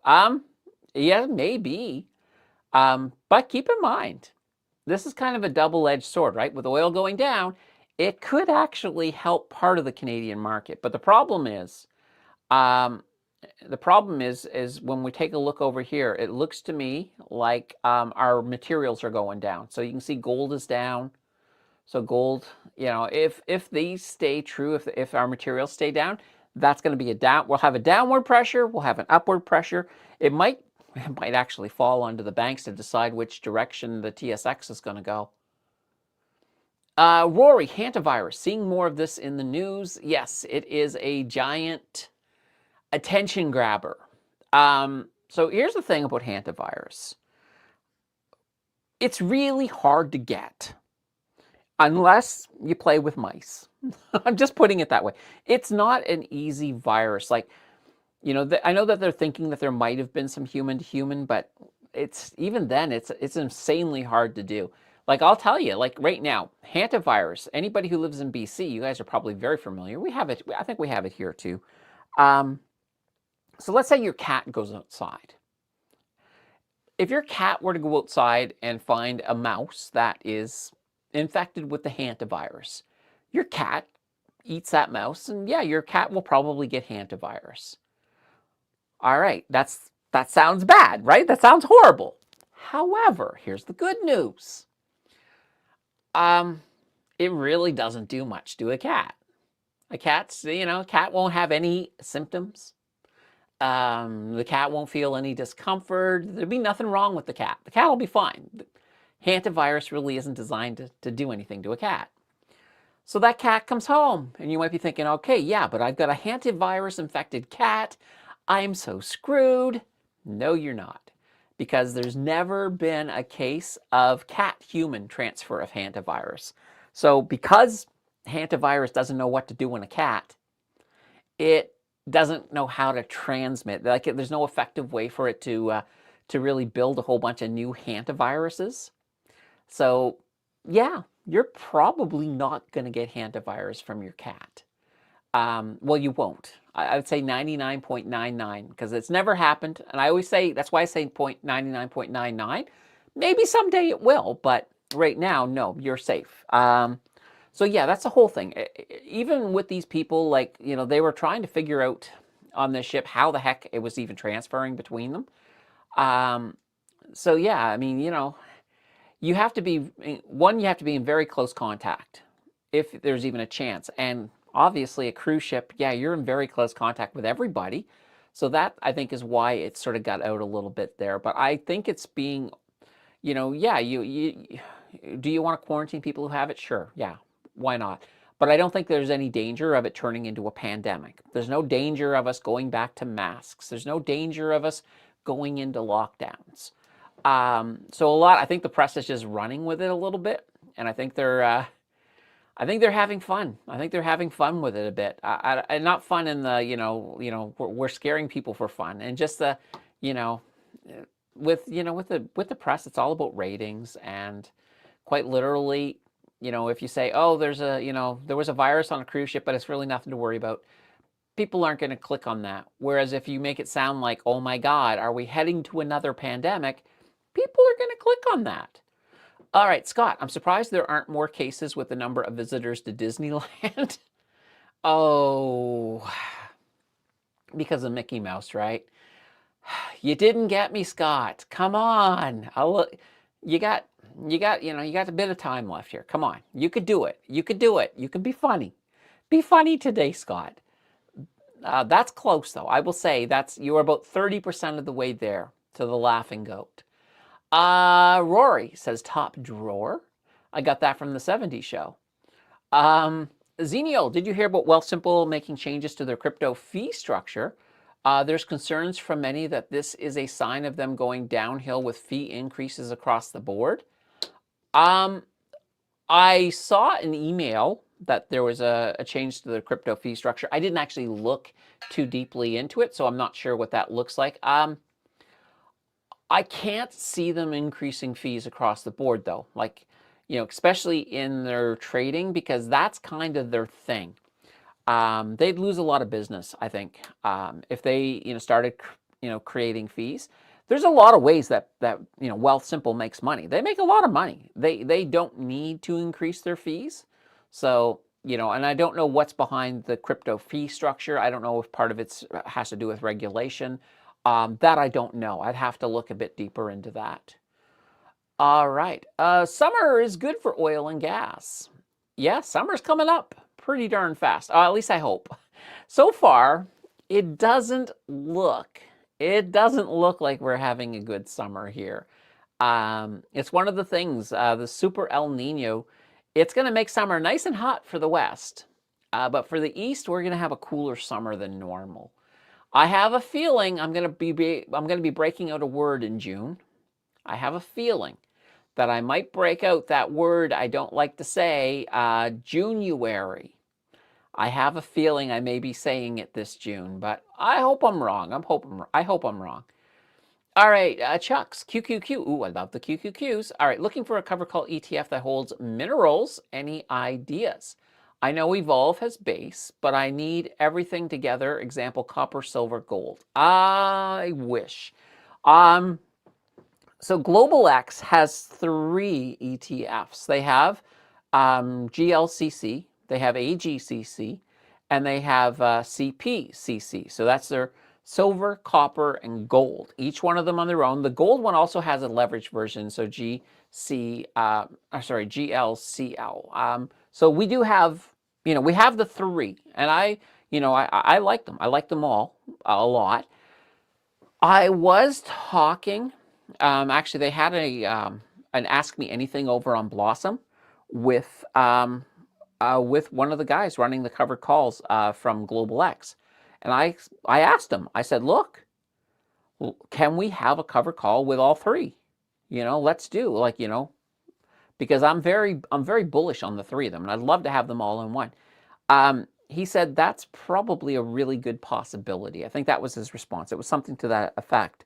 So I have a feeling that they will be doing it. Now, however, with that being said, let's just come over here. I want to show you one of them, and they're all pretty similar. We go here. Let's pull up. Let's go to AGCC right here. So, okay. All right. Well, let's go to CPCC. All right, CPCC worked. I don't know what happened with AGCC. I might have to check that link. All right, so this here is CPCC, the Global X Copper Producer Equity Covered Call ETF. Now, there's a few things I really like about it. Let's come down here. This is what I like. So right now, they can write covered calls, I think, on up to 50%, but they never do. So right now, they're only writing covered calls on 35.18%, and when you look at their moneyness, so moneyness is how much room they give it to grow before the strike price. Their moneyness is coming in at 11.23%. They're giving you lots of room because they want you to be able to allow this to grow, and you're still getting some good income from it. And it's kind of cool. Like right now, their distribution is every month 20 cents and a half. So 20.5 cents. Not too shabby. And you got the same idea with all of them. Now here, the one I'm going to pull up now is I'm going to come over here. Let's pull up GLCC because this one has the longest history. So this is their gold one. And quite literally, I'm going to pull up 3 years on it just to give you a general idea. It's in the same boat. It's in the same boat. They do write covered calls with a lot of moneyness so that you're picking up a lot of that growth. So yeah, gold has suffered lately, but this is the big ramp up on gold, and you got that on these. So I am hoping that Global X pulls in that idea I threw at them. I'm hoping to see it. I can't guarantee it, but I'm really, really hoping because, yeah, you do have, like, for example, you have base. That's a good one. There's also, if you're looking for non-covered calls, there's a lot of good options. But right now, covered call wise, we got the individual one. So I would, I'd be inclined to just take, if I want exposure to all three, I would just grab all three. But hopefully in the future, we'll have that one option so that we can just have one ETF that's doing them all. Paul says, in BC, the hantavirus, we had warnings for the TELUS green boxes on the side of the road, but it was only the dry areas of BC. Oh, okay. Yeah, absolutely. Rory and the snowman in the snow. Great. Well, no, we'll call it January, but it won't mean that we'll get snow. It just means that we'll have a cool June. Scott says, Evolve would probably have one called Metal. Oh, wouldn't that be metal? I could see that happening. I could see Evolve doing that. So, it's something to consider for sure. It's definitely something to consider. So, what can I say? What can I say? Oh boy, it's time for coffee.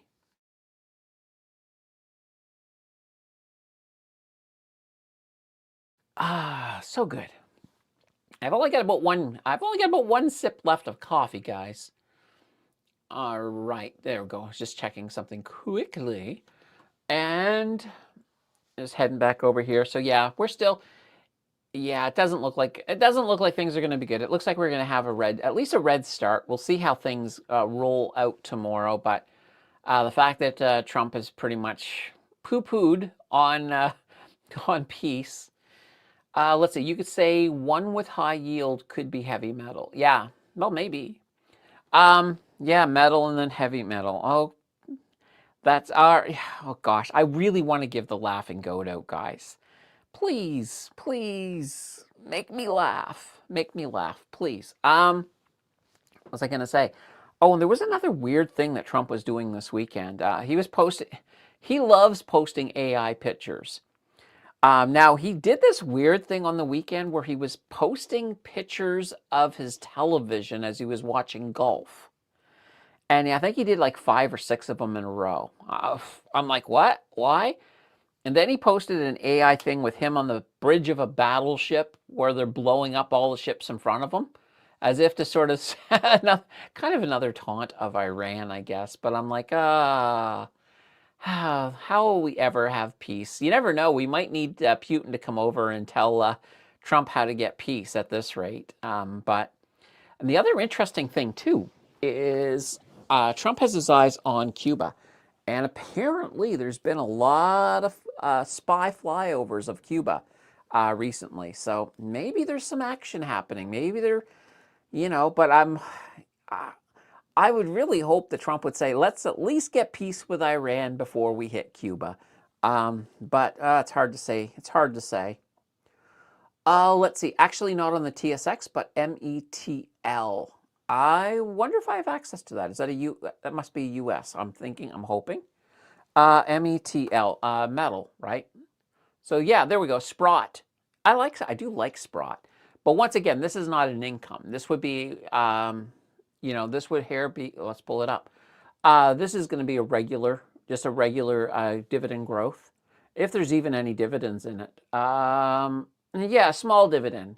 You get an annual dividend of 25 cents USD per share. So not too bad.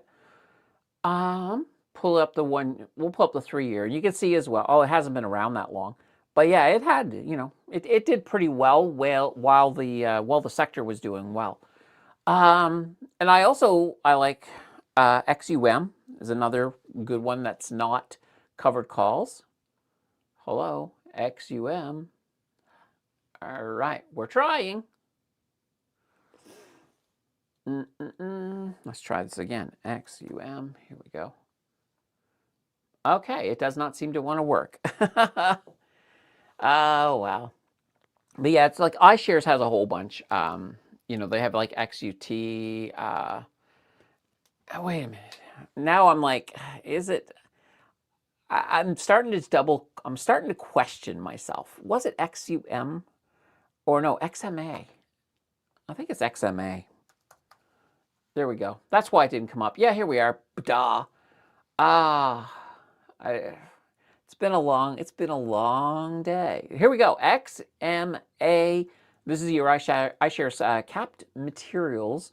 And once again, we'll pull it up. You can see it did well. And then, materials, of course, has struggled through the war. But yeah, not too bad.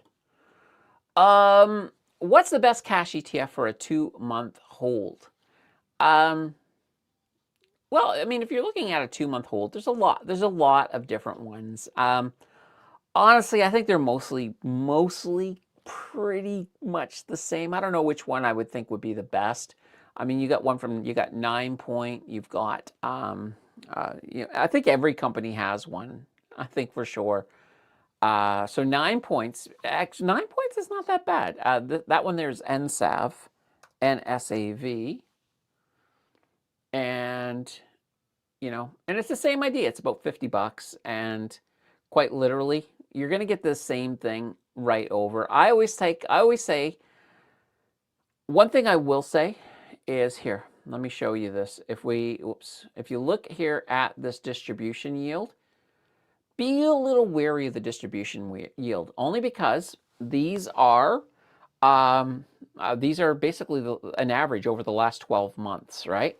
And if you look at, I always like to look at the trends of the dividend, of their returns over that amount of time. So we go in here, for example, to the key data here and take a look here. So 0.101, 0.97. I always look at this here to see, okay, so, it's, to me, I'm like, all right, the average is not so bad on this one. It's probably fairly accurate, but I've seen some where they have really high values up here, but then a lot of lower at the front. And that's one of those things where I'm like, okay, maybe that's not the best one. All right, let's see. I was listening to some dude on BNN. He said Cuba is so beaten they'd probably welcome the U.S. in hopes of a better life. Yeah, maybe. I don't know, but it could be interesting. You shouldn't let a 2-month hold cash. Oh, nice try, Scott. So why are you holding cash? Because my pockets are too full. Oh, shit. Sorry. I swore because you made me laugh and I didn't. That one isn't worthy. It isn't worthy, but you made me laugh. So you get the laughing goat. You get the laughing goat. Banana bread. Yeah, it's a good problem to have. This joke didn't go well at all. It got the laughing goat. It got the laughing goat. Oh, gosh. Oh, what can I say? What can I say? I don't know. Oh, boy. Well, guys, tomorrow, we do have a market close tomorrow. That'll be at, 3:30 Eastern. We will also, if you are a channel member, you'll be able to watch the next video. It's going to be split course. You'll be able to see that tomorrow. But everybody else will see it on Tuesday. But Tuesday night, guys, we do have, of course, after office hours. And that will be that one's going to be for the channel members. So the channel members will have that. That's kind of our chill stream. We go in, who knows, we may talk. Actually, last week it was open to everybody, and we actually talked about taxes the whole night. I was just like, what? You know, we could have been talking about anything, but yeah, we was taxes. I didn't mind. Um, you can say 2 words. I can. I can say many, many words. But yeah, I guess I gotta go big screen. If I'm gonna leave, I'm gonna go big screen. And of course, yes, as Scott said, I do have 2 words to say before I disappear. And you guys know what they are. It is bye-bye.